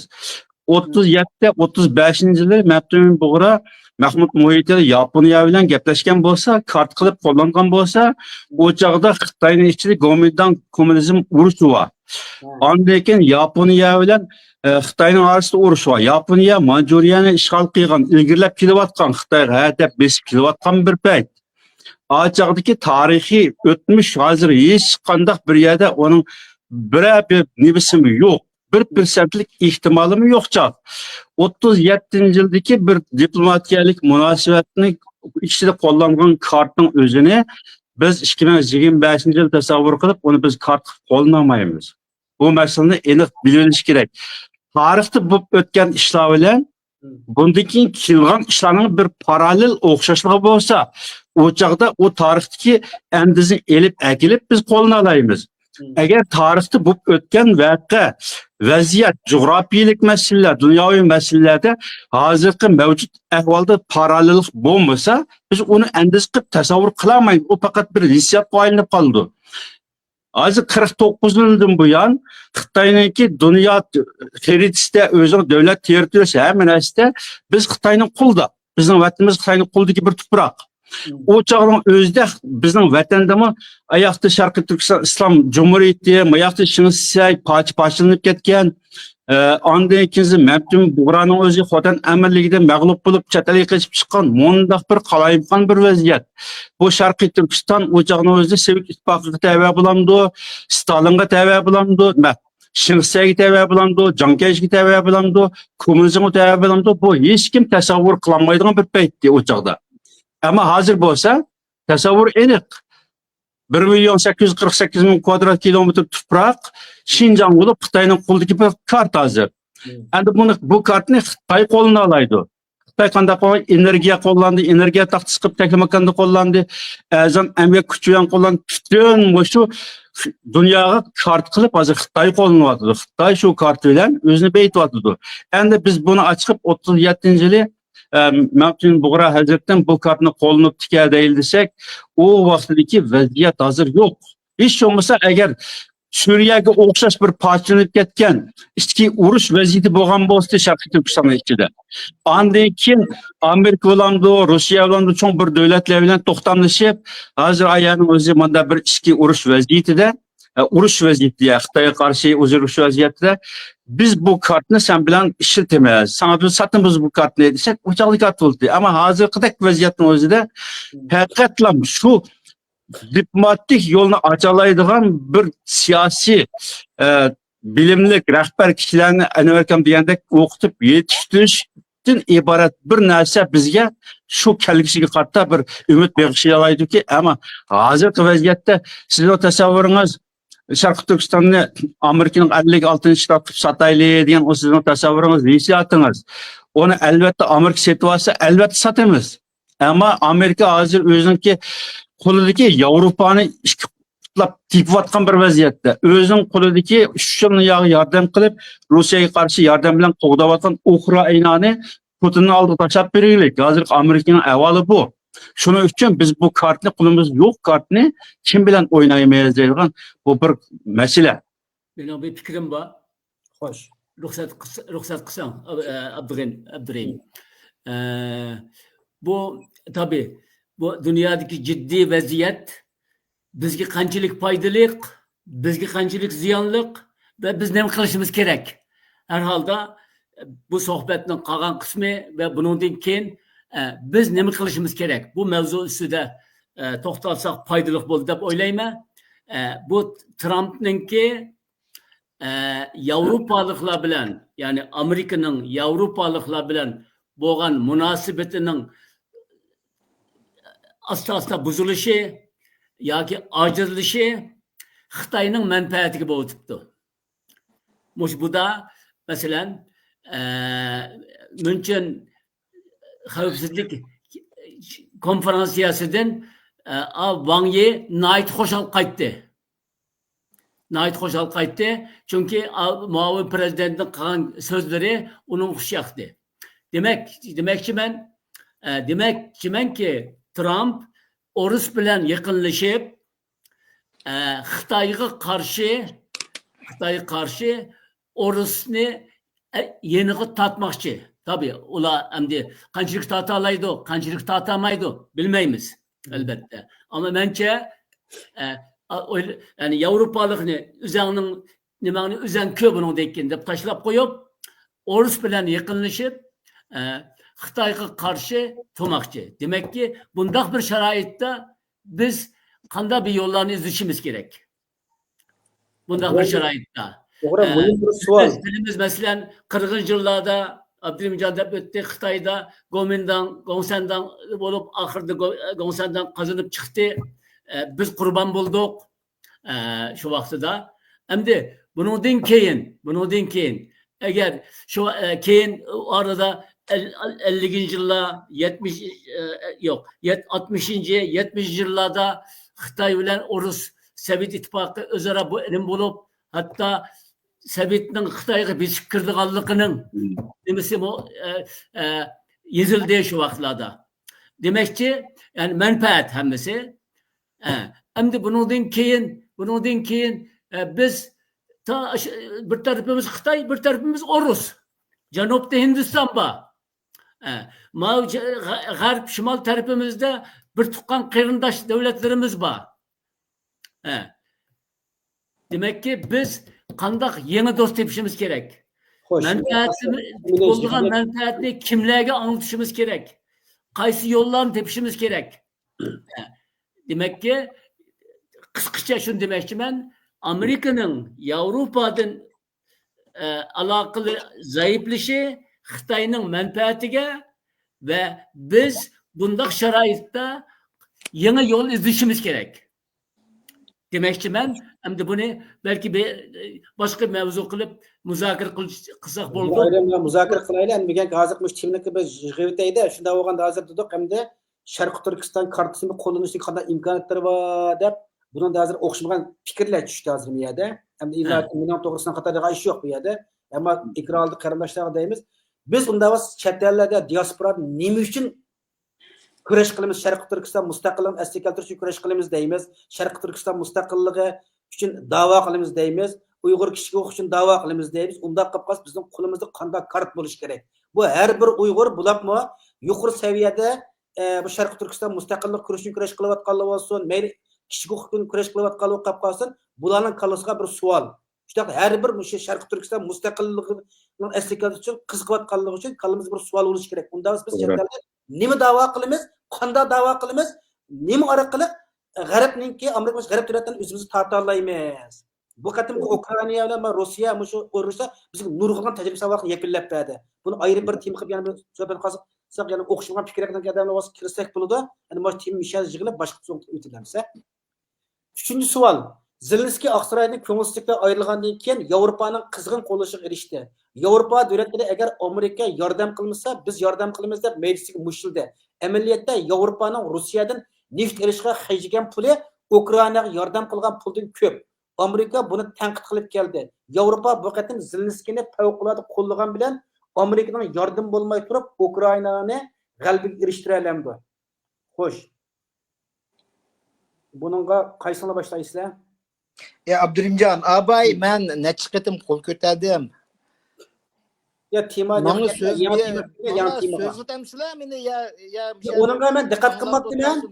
Xo'sh, ya sizdan boshlayman. Men 5-6 qitim qo'l ko'tardim, butun ekran oldikilar ko'rib turdi. Ya men diqqat qilmabdim, ko'rmabdim-ya, kechiring, kechiring so'rayman. Diqqat qilishingiz kerak. Siz riyosatchi bo'lgandiki diqqat qilishingiz kerak.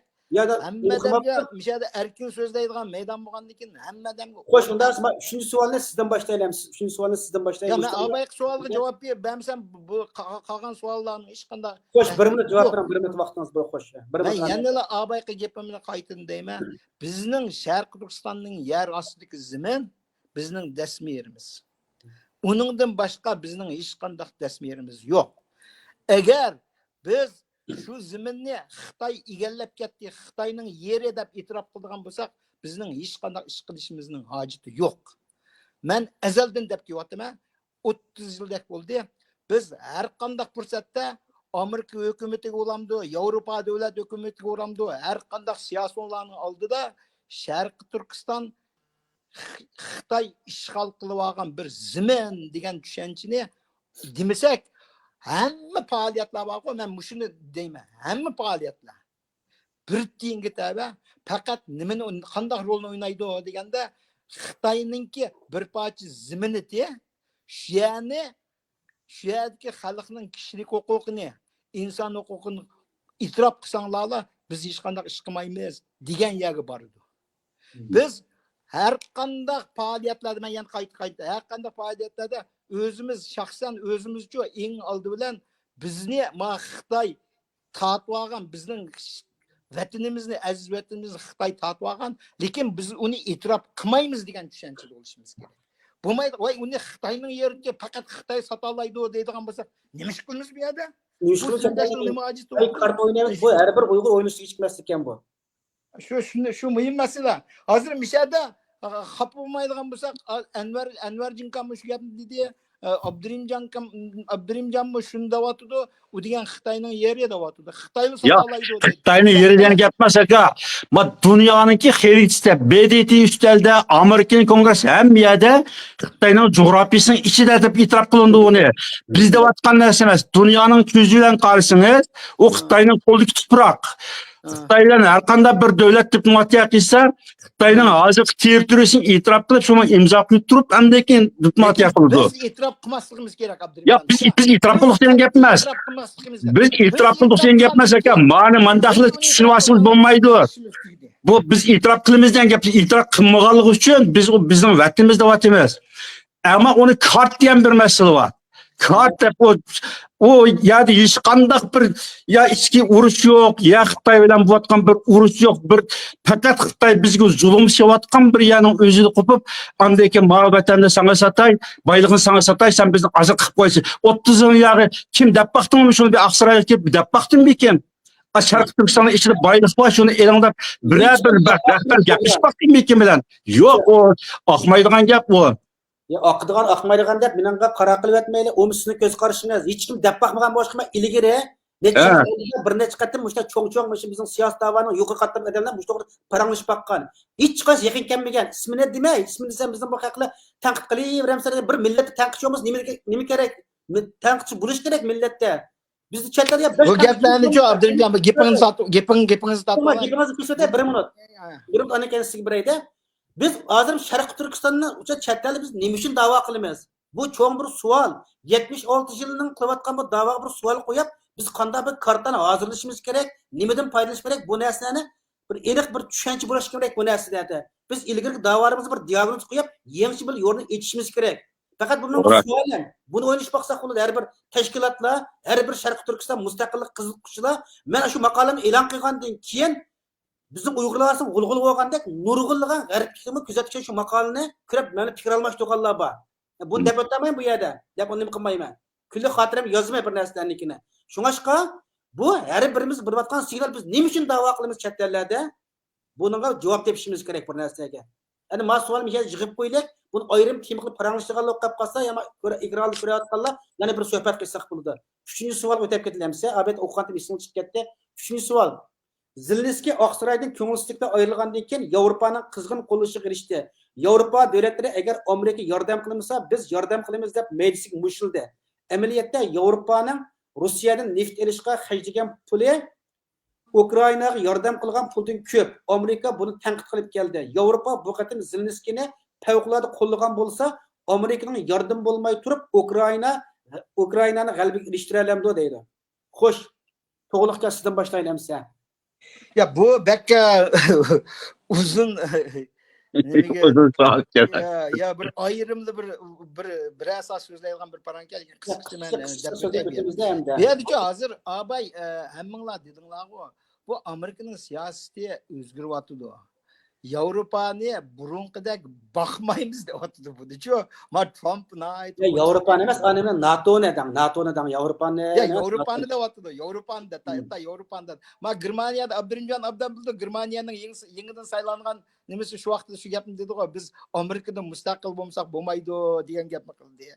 Angliya mo şu vaqtlarda hozir Angliya albatta Yevropa Birleşmesi'nin a'zosi emas bu. Onundan ayrım öz aldığımız iş qilamiz deb atdı. Yevropa özünde bir ittifoqsizlik degan iniqli turdi. U yerda gerçi mana Yevropa Birleşmesi yaqinda shu Angliya boshchiligida yana bir qancha davlatlar yig'ilib, Trumpning deganini qilyapti-da. Qanday deganda, u nimani 8 milliardmi 800 milliard dollarga o'stirilgan bo'ldi. U davlat mudofaa budjetini-ku buningga shu 27 davlatning ichidagi 26 davlat qo'shilib qopti. Mushtaq qilamiz deyapti. Lekin u pullarni to'plab bo'yicha yana bir 5 yildamda 10 yilning gapini qilyapti. Hozirgi masala nima degandek, urush hozir bo'yotdi. Kuniga odamlar o'lyotdi. Shuni darhol to'xtatmasak bo'lmaydi degan gapda. Endi men mishada meg'izliq bir gapni deb o'tay. Bu yerda Amerika islami deb o'tishinglar, Amerika bilan Rossiya bo'libmi Trump hukumat chiqqandan keyin Amerika bilan Rossiyaning munosabatini yaxshilashtirishni bu qaror qilib bo'ldi. Marco Rubio shu gapni dedi. Marco Rubio dedi Trump bu gapni davatidi, Vance shu gapni davatidi.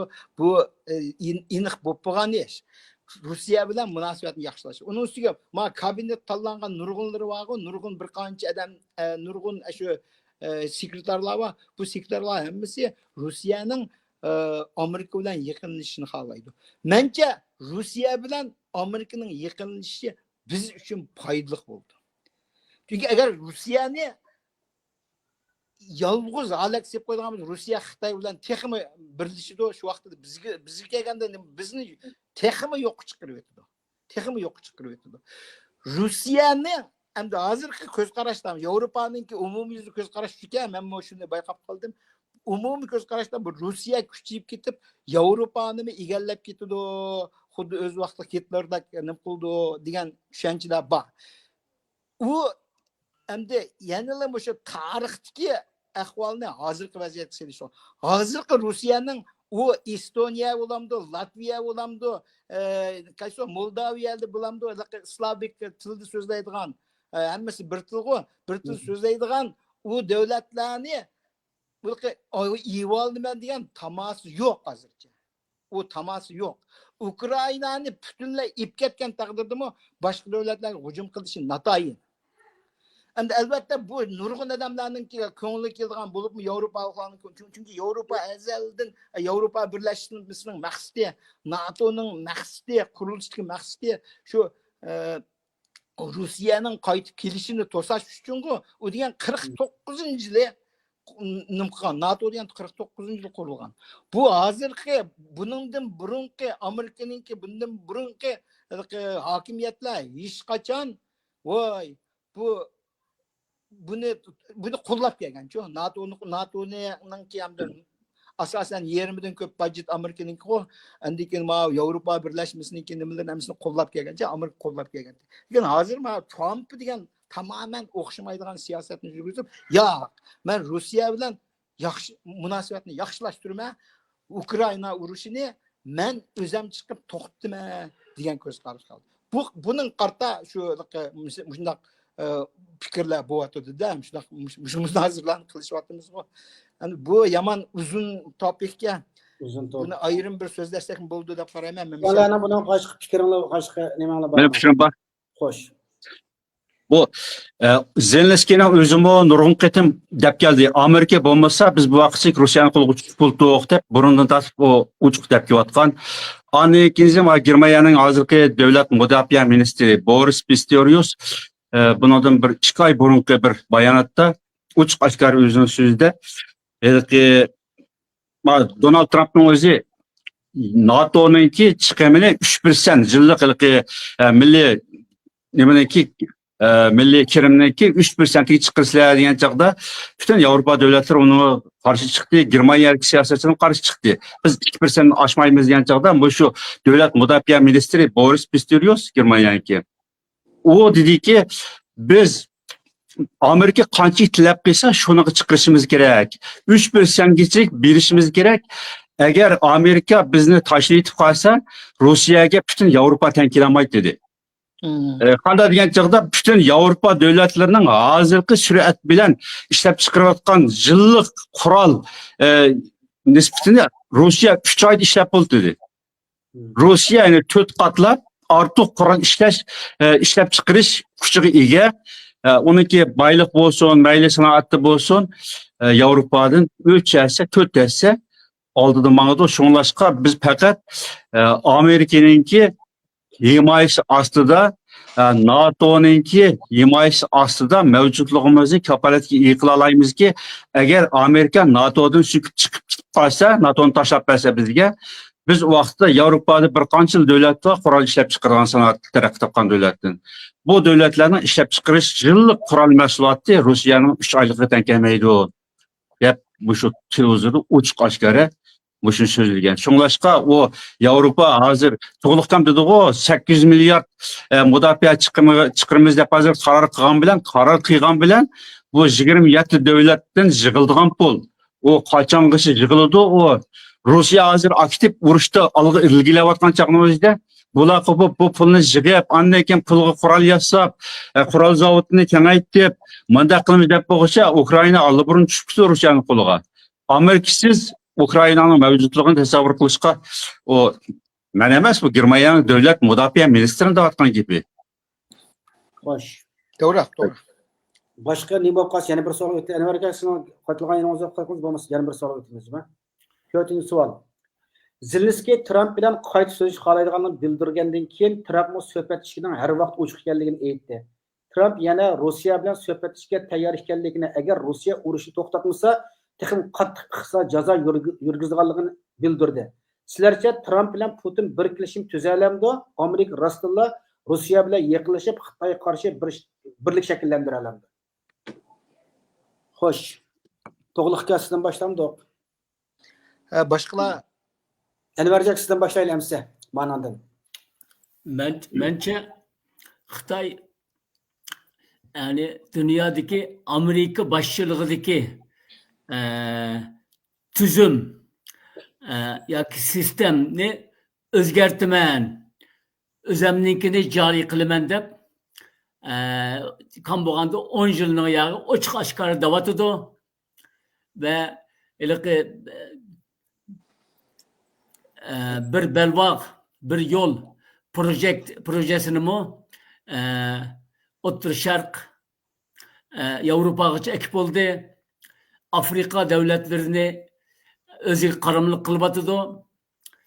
Mencha o'zlarining manfaati uchun Amerika bilan Rossiya yaqinlasha oladi. Çünkü Rusya'nınki Xitoydan qo'rqadigan sabablari bor. Aniq sonni bilmasammi 40 milyondek Xitoy Sibiriyada joylashib bo'libdimish. Shu ta Amur daryodan boshlab ta shu tashqi Mo'g'uliston ishqilib sharqiy Sibiriya mush taraflarda. Bugün Rusya o'zimi nüfus tarafdan keyniga dasayotgan bir devlet. Yevropalıklarga o'xshash. Demek Rusya'da hozirgacha masalan yaqindagi nimani desak, Tayvan meselesida, Ukrayna meselesida Rus bilan Xitoy yaqin ko'rishgan bo'lsa-mu, Amerika bilan Rusiyaninki Xitoyga qarshi birlashishi, yaqinlashishi o'zining manfaatiga to'g'ri keladi demoqchiman. Ve bizning manfaatimizga to'g'ri keladi. Mening fikrimcha. Xo'sh. Endi bizning manfaatimiz to'g'ri kelishi uchun biz albatta o davlatlar o'zlari imperialistik davlatlar tabi o'ylaganlari, planlari bordi. Biz Uyg'urlarga harakat qilishimiz kerak. Shu fursatdan qanday foydalanamiz? Biz Rus bilan Amerika yaqinlashsa, o'zimizning boylig'i deb o'tgandek, endi o bizning qo'limizda emas hozir. Boylig'imizni ko'rsatdik, geografiyaviy, stratejik mavqeyimizni ko'rsatdik. Mesela tarihi bazı kitaplarda Pivot of Asia, yani nimede Asya'nınki merkezi ve nayeti muhim orun bo'lgan bizonimiz, bizning Uyg'uristanimiz, mesela deylik ki şu burunqi Amerikadagi o vaqtlarda nima bo'lmagan vaqtlarda Angliya, Xitoy ve Rusya bilan bo'lgan kelishimlarda vatanimiz nayet muhim o'rinda turgan. Bunu Rus yaxshi biladi. Biladi ham. Demek ki demek Xitoyni bu bayatı bir deb o'tdinglar ku. Rusni Ukrayna Rusni Yevropaga yeyilishdan to'sab turyotidi dedik. Tabii ma'lum darajada to'g'ri. Men harbiy mutaxassis emas. Xitoyni O'rta Sharqqa, G'arbga, Rusiyaga yeyilishdan to'sab turadigan davlat bizning to'proqlarimiz. Bizning hamda shunday rahbarlarimiz chiqish kerakki, bizga tug'iladigan yangi mushtaq bir fursatlarni o'ylab, boshqa ishlarni, darvozlarni qiqish kerak. Yani demek ki yangi tug'iladigan dünyani boshqarish sistemi farqli bo'ldi bundan keyin. Shuningdek biz qanday foydalanamiz? Muhtem ihtimal Rus Amerika do'stligidan biz qanday foydalanamiz? Bu bir savol. esimga kelgan, albatta buni ichib muzokara qilishimiz mumkin. Shunday demoqchiman. Xo'sh, boshqa o'xshamagan fikrlar bormi? O'xshagan fikrlar olmay qolsa, yana bir savolga o'tamiz. Savol o'tishdan ilgari Menden so'ragan savolingiz bu. shu sizlar jim boshqalardan dedingiz, boshqa javob berdi. Bana Qolsa birimiz qilsanglar bo'ladi. muhim savol, men bir javob berayim sizlarga. Aytib qo'ying. Xo'sh, qisqacha hamsa mana shu o'xshamagan nuqtalar qolib qolsa. Başka gaplarni qilmayman. Mening demoqchi bo'lganimcha, mana bu Marco Rubio o'tganda nihoyat muhim bir gapni qildi. Diqqat qiling. Rossiya bilan Ukrainani urushi bir Amerika bilan Rossiya qilayotgan proxy urush dedi. Proxy degan men nimani bildirdi degan vakolatchi deydi. Bu amaliyotda Ruslar bilan Ukrainalar urushyapmaydi, Ruslar bilan Amerika urushyapti dedi-da bu. Bu nihoyat muhim bir gapchi. Buningga shu Rossiyaning bu tashqi ministrimi darhol qo'pib, mana bizning azaldan deyotgan gapimizni Marco Rubio dedi.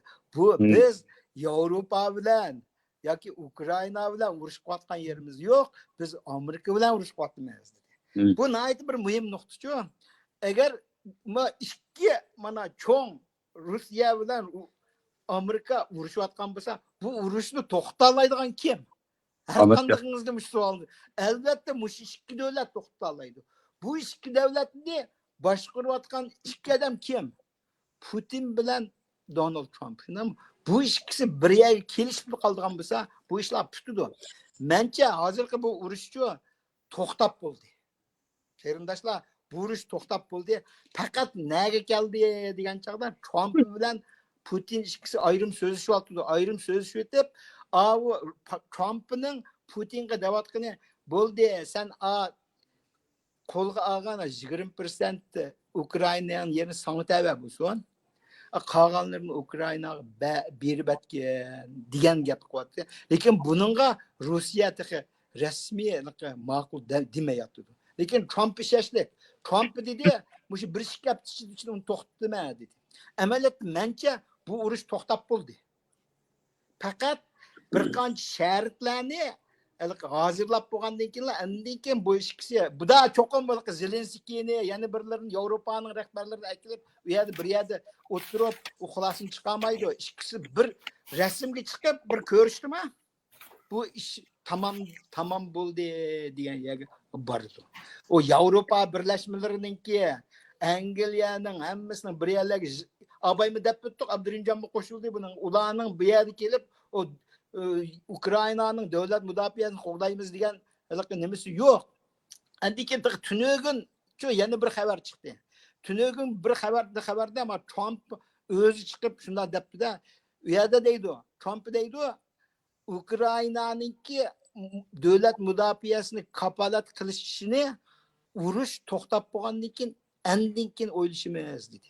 Bu qaysini qarta deganda Zelenskiy ta bugunga qadar yana aşağıda Ukrayna aralashması bu işini tutmaydi degan gap. Amerika aralashması. Amerika aralashması yani. Ya Zelenskiy Ukraynani aralashtirish kerak deyapti. Muzokaraga, muzokaraga. To'g'ri. Yana aralash bu gap qarta Trump oqshom shu iniq yuzitib yerda bu asosan degani Ukraynaning aralashishining hojati yo'q dedi. Yevropaning aralashishining hojati yo'q dedi. Men Putin bilan o'tirib bir taraf qilibman dedi deyapti. Bu bir ameliyat. Bu çok hazır bir ameliyat. Bu abay degan gap, men degan gap emas. Dünya dangliq mutaxassis var şu Ukrayna, Rusya urushi haqida mutaxassis var. Bir ismi nima deya uni Rusparaz deb tillaydiganlar bor, lekin u odam shu deb urush to'xtab bo'ldi dedi. U mening gapim urush to'xtab bo'ldi, chunki Trump mag'lub bo'lishni xohlaydigan odam emas dedi. Trump azaldan mag'lub bo'lishni xohlamaydi. Nima? Mag'lubiyat erishishni xohlaydi, shuning uchun bu ishni jazman qildi, qilib bo'ldi dedi. Xo'sh. Boshqa o'xshamagan fikringiz bormi Abdujon aka? Bo'lmasa yana bir savol o'tamiz eng oxirida. Mening fikrim bor. Bu hozirgi vaziyatga kelsak, endi Amerika deganda hokimiyat almashib turgan saylan bo'lib. Bir prezident chiqsa 4 yilda mulla atidi, yana birisi chiqdi 4 yilda mulla atidi. Ya birisini qarashini biz buzmaydigan bir davlatga burun boshqacha qaraydi. Hozir tushunib qoldik rasmiylar. Ammo Rossiya 24 yilni yag'i Putinning qo'lida. Putin shu Sovet ittifoqininki an'anasini asli keltirmayman deb maydonga chiqqan bir odam. Agar Trump bilan Putin ikkisi rasmiy kelishmoqchi bo'lsa, Yevropani bo'lishudi bo'lar. Yevropaning bir qismi ya Yevropani Putin bilan hamkorlashib, Putin bilan ittifoqlashib tashlab berib Amerika. Ondan keyin Rossiya bilan Amerika bilishdi, Xitoyga qarshi turmaymiz deydigan bir strategiyasi bo'lsa, plani o chaqda boshqa. Agar bo'lmasa o Amerikaninki hozir Donald Trump bilan Putin kelishib ma'lum bir ishni imzolashsa, Putin yiqilgandan keyin keyingi boshqa bir ish chiqib qolsa, nima? Donald Trump yiqilgandan keyin. Ammo Amerikaning siyosati o'zgarib ketdi o chaqda Putinga qarshi, Rossiyaga qarshi siyosati. Shuningdek Rossiya bu ishda onda biz tasavvur qilganda yenik emas. Putinning o'zi urushni boshladimi? Sovet ittifoqining chegarasini asli keltirmayman deb boshladi. Bu qatimki urush mezgilida Putindan so'ragan chaqdimi Rossiya urushni qayerda to'xtatsa bo'lsa, Rossiyaning chegarasi yo'q dedi. Rossiyaning chegarasi tasavvur qilinmaydi degandan keyin keng bu urush kengayib ketaverdi degan gap. Hozir biz ham bizilki voy Rossiya bilan kelishib, Putinning o'zi bilan Donald Trump ikkisi kelishib, Rossiyaga yaqinlashib, Xitoyga qarshi turdi deb o'zimizning tasavvuri, Uyg'urlarning bakrak tasavvuri bu. Amaliyotda bo'lsa, o Putinning xarakteri Rossiyaninki an'anaviy siyosiy, an'anaviy madaniyati G'arbga butunlay qarshi. Xitoy bilan uzun yillik asrlik Xitoyga qaysi millat hokimiyat beshiga chiqsin, qaysi partiya hokimiyat beshiga chiqsin, Xitoy bilan bo'lgan strategiyasi nihoyatda mustahkam, ammo G'arb bilan bo'lgan munosabati Rossiyaniki urush bilan, mayli Fransiya bilan bo'lsin, Germaniya bilan bo'lsin, Angliya bilan bo'lsin, keyingi 70 yil Amerika qarshi sovuq urush munosabati degan bo'lsin, hammasi Rossiyaning xarakteri G'arbga qarshi. Shuningdek biz o asli shunda olib kelsa yaxshi bo'ladi. Ammo 44-yilda Sovet ittifoqi bilan Amerika yaqinlashib kelishib qolganda bizni setyapti. Masalan, Xitoy shuna bir tiyin olmay bikaga beryapti. Rossiya bilan hamda Putin bilan Donald Trump kelishib qolsa, oxiri nima chiqadi? Uni biz o'zimizcha o'zimizniki tasavvuri bilan, ijobiy tasavvurimiz bilan ko'nglimizni xo'sh qilib, bizim Uyg'urluğu bir manfaat kelib qolamiki deb tasavvur qilib boqamiz. Ammo biz ne Rossiyaning ichki siyosatini, tashqi siyosatini to'liq bilmaymiz, ne Amerikaninki tashqi siyosatini, ichki siyosatini bilmaymiz. Amerikaning bu ichki va tashqi siyosati ikki partiyaga bog'liqga. Birisi Demokrat partiyasi chiqsa bir xil tashqi siyosat yurgizgan, Cumhuriyet partiyasi chiqsa bir xil yurgizgan. Ularninki ichki va tashqi siyosatimi 4 yillik plan bilan mangdiki asosli. Şunlaşqa endi men bu ishda bak umidlanib ketmayman. Donald Trump bilan Putin ikkisi yaqinlashib, Rossiya bilan ittifoqlashib, Xitoyga qarshi turdi degan gapni men bak tasavvur qilib ketmayman. Bu bizningki orzularimiz, havas, hissiyotimiz deb qarayman uni. 5-savol. 5-savol. Eng oxirgi bir savol, shuna programma tugaydi. Vaqt uzrab ketdi. Asal gapni qisqartirib. 2 soat tutib kerak bu. 5-savol, eng oxirgi bir savolda 5-savol. Agar Amerika suhbat orqali Rossiyani indek keltirib, Ukraina urushini oyoqlashtirsa, Xi Jinping bilan Putinning strategik hamkorlik ojizlaydi. Biroq eng yangi xabarda Rossiya Amerikaning urush to'qish taklifini rad qilgan. Demak, Rossiya bir bo'lsa Amerikadan kutganlarga erisha olmadi, bir bo'lsa Xitoy do'stining kuchiga ishinadi. Amerikaning Rossiyaga yaqinlashib, barliq kuchini Xitoyga qarshi bizga payliq deb kelyapmiz. Ammo Rossiya har vaqt Amerika bilan Xitoyning o'yinini tomosha qilib, o'tirib foydalanib kelayotgan davlat. Bu ahvolda Amerikaning Rossiya bilan bek yaqinlashib, Xitoyni yetim qoldirishi ham ojizlashdan cho'ng umid kutib bo'lmaydi. Uyg'urlarga cho'ng foydasi bo'lmaydi. Sizlarning bu vaqtdagi fikringlar qanday? Men fikrimle qo'shina. Siz deb bo'ldingiz ya. Men boshlab qo'yib edi. Rossiya rad qilyapti degan xabar nereden chiqdi? Rad qilyapti, ashtadan mishmish nimalar bor. Endi Rossiya rad qilyapti degan balki menda Rossiya-chu Yevropa birlashmasininki urushni bir oy to'xtatsak degan taklifini rad qilyapti. Amerikaninkini rad qildim degan gap chiqmadi-ku deyman. Chiqqan bo'lsa men xatolashib qoldim. Unda xabar yo'q. Şu bir aylık tinchlik nimasini rad qilgansiz? Bir aylık sırasında rad qilayotgan ekan, Amerika hukumati bana ekan yana nima Rossiya jazo yurgizmaymiz degan bir tal nimani e'lon qildi-ku. Rusya mana bo'ldi. Rusiyaga Donald Trump chiqib, Rusiyaning yordamini to'xtatib qo'ydi emasmi vaqtincha chiqib havo mudofaasini to'xtatdim dedi. Andikin pullarni to'xtatdik degan gapni chiqqandan keyin Rusiya Ukraynaga hujum qilib, yana bir munchani egallab oldi-ku bir necha kun ichida. Shuning uchun shuning qarda Trump gap nima qildi? Shu seningki san iqtisod jazoni bermasan agar shunaqa ish qilsang deb. Meningcha, mening bilishimcha shunchalik hozirda ularga rad qildi, u bu degan gap chiqmadi. Chunki kelyapti Rossiya bilan Amerika Saudiya Arabistonda ko'rishib, mushto'g'irlik nima qildi? Zelenskiy nima bosim deydi? Zelenskiy lekin nimaga qatnashmaydi. Suhbat o'zi qatnashmaydi. Suhbat yana Amerika bilan Rossiya orasidagi suhbat. Bu ikkisi hozir boshqalar kelish bo'ldi. Hozir tövandagi ba'zi bir deb bitdim-ku. Ba'zi Anvarka siz gap bor. Anvarkam. Xo'sh, Anvarkam gapmoqchi. Xo'sh, Anvarka sizga gaplar. Bu mening Abdurimjon Biraqur fikrni aytib o'tdi. Mening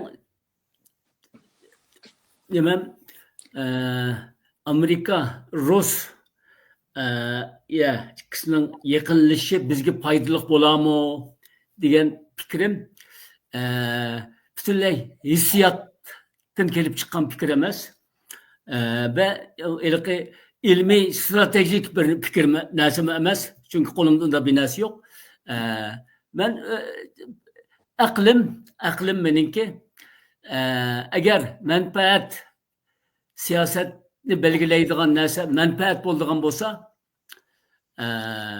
masalan 50-yillardan tortib NATO'ning ichida bo'lgan Turkiya va Rossiya bilan tarixda qancha qitim 5 qitimmi 10 qitim urushib ish qilib bir-biriga ashaddiy dushman bo'lgan Turkiya o'tgan 10 necha yildan beri NATO'dan biraz uzoqlashib Rossiya bilan yaqinlashish yo'lini tutib o'tibdi. Bu da her halda agar nima urush to'xtasa Ukraynada NATO'ning askarlari emas, Turkiyaning askarlarining garantör, kapolatchi kuch sifatida o'rin olganligi söz mavzu bo'libdi. Endi Putinmi demek bütün Avrupalıklarni bir taraf qo'yib, ya'ni NATO'da o'zi ittifoqdosh bo'lgan ikkinchi dunyo urushidan beri o'zi Yevropani qo'g'dab kelayotgan Amerika bularni qo'yib Putin bilan so'zlashgani va Putinning buningga endi %100 bilmaymiz ijobiy qarayotganligi demakki yangi bir davrning boshlanayotganligini ko'rsatdi endi. Demak manfaat shu yerga akvitibdi balki nimani. Chunki bu yerda Xitoy xavfi bor.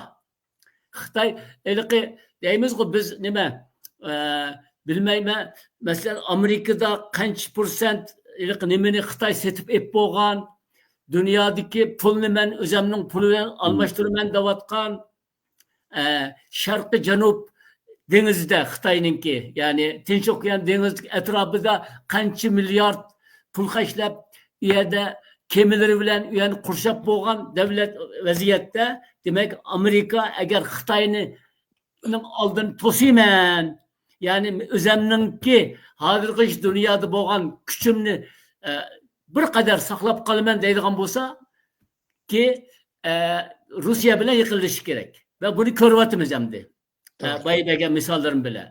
Endi bunda bir sharoitda voy Rossiya bizni yaxshi ko'rdi, bizga uni qilib berdi, buni qilib berdi deb unda bir havasga kirgan odam yo'q.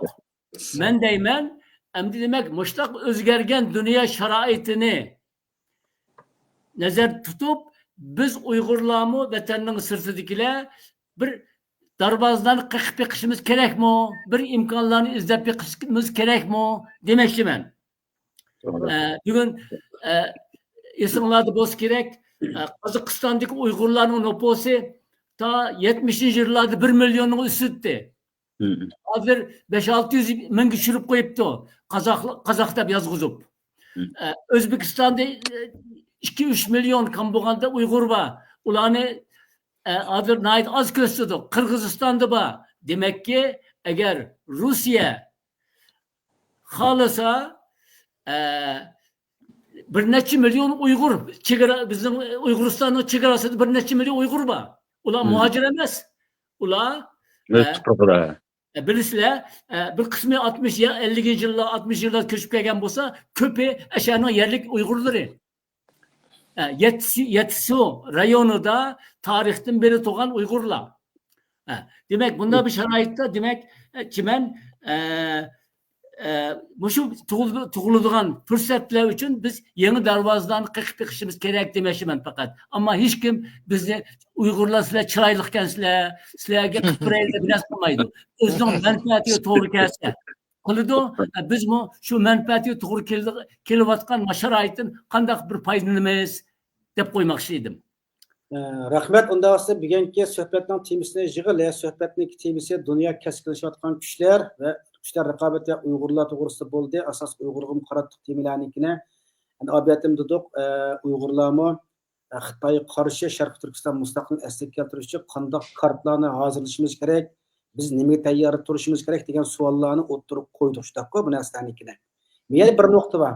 Men shu diasporadagi munozaralarniki leksiyadan ko'p anglayman, ko'p analiz qilib, ben o'zim paranglashib qo'yman, savolni o'zi qo'yib qo'yman, afsus javob chiqmag'ili jiqadamladim. Men mana bir narsa bor, Erkin Akramning leksiyasi men buni eng yoqtirib anglaydigan leksiyadan birisi, hozir yoqtirib anglayman. Vaqtimiz yaxshi so'zlaydi strategiya mutaxassisi deb. Erkin Akram bugungi bir leksiyasida biz Sharq Turkistonliklar nimaga hozir degan bir temasida so'zlab kelib, ilgari Uyg'urlarniki mustaqilligini qo'llaydiganlar tadqiqot qilib berib, 4 qatim Uyg'urlarniki mustaqillik uchun xulosa chiqarib, raport hozirlab ekan. Bu millat mustaqillik hozir emas ekan degandek bir narsa. Shunday men hammamiz ko'rib anglagan leksiya qo'ymayman. Bir xulosani chiqarib ekan deb shu narsani biz Erkin Akram akamizniki leksiyasi anglagan vaqtda hammamiz qattiq qonlarimizga shu qizib unda o'qib qolsa biz qacha hozir bo'lamiz deydik. Hatto Erkin Akrammi leksiya so'zlaydi. Biz nimaga hozir? Dunyoning siyosiy jiddiy shaklda o'zgaryapti. Dunyoning sistemasi tegishligan bir yer kelib qoldi. Biz bu qadamliq bir mustaqillik fursatimizni qochirib qo'ysak, biz mengi yo'qolib ketamiz. Endi qaytib bir fursat kelmaydi. Balki 100 yil, 200 yilda kelish mumkin. U vaqt Uyg'urlar mavjudlab tura olamdi degandek kuchli savollarni qo'yib qo'ygan. Bu savollar hammamizni qalbiga o'rnaqliq, hammamiz bu savollarga tafakkur qilamiz. Bunda qolib qolsa, biz nimaga tayyor? Obiyatimda dedik, bunday odamlarni yetishtirishimiz kerak, onda qilishimiz kerak degandek. Unda bizning 76 yil chet elda da'vo qilib, qancha odam yetishdi? Bu bir qo'yib qo'yishga bir savol ekan-ku, qancha odam yetishtira oldik? Amerikaningki Demokratiya ilgari surish fondining olgan puliga Uyg'ur yoshlarni tarbiyalash kurslari ochilgan, unda aslida qancha odam yetishib chiqdi bu narsaga. Undan boshqa tashkilotlarimiz yoki hukumatlarimiz, surgun hukumatlar qancha odam yetishtirib eklayotadi? Bu savollar jiddiy bir o'ylash tegishli savol ekanda, biz xalqaroning siyosiy vaziyatiga mos qadam menish uchun bizning shularniki o'yinlar tang o'ynaydigan qo'limizda kart bo'lish kerak. Shularni diplomatik aloqalarni qura oladigan bizim diplomatlar, siyosatlar bo'lish kerak. Bunday qilib qolsa, buni biz qanday to'liqlay olmaymiz? Bu mening kallam kelayotgan savol. Bugungi suhbat programmamizni mishal oxirlashtiraylik. Kelar qatimliq suhbat programmamizda yana mush temalar asosida yana munozara o'rnatishtiraman. Shunga mush temalarda munozara qilishni xohlaydigan har qanday Uyg'urlar ekra uchuq. Bu yer hammadan o'zining fikrini dodliqla o'ttirib qo'ydi. O'xshamagan fikrga hurmat qilamiz. Illaki ma'no xato anik to'g'rida o'rlagan biz o'ttirib bir so'zcha ya nima emas. Hammadan o'zining fikrini dodliqla o'ttirib qo'yganlar mush orqali o'zimiznikimi dunyoning siyosiy vaziyatidan qanday foydalanganligini, Sharq Turkiston mustaqilligini qanday qilib jonlantira olamiz to'g'risida fikr almashtirib boqayli. Xalqimizni yangi siyosiy bilimlar bilan bir uyg'otayli. Bundan bugungi suhbat bo'lsa, boshqa fikring bo'lmasa, suhbatimizni oxirlashtiraylik. Rahmat. Rahmat. Sizlarga rahmat. Suhbat Ramazon yillarida olsun. Ramzan Rahmet. Rahmet, rahmet. Allah'a emanet. Allah'a emanet. Hoş. Hoş.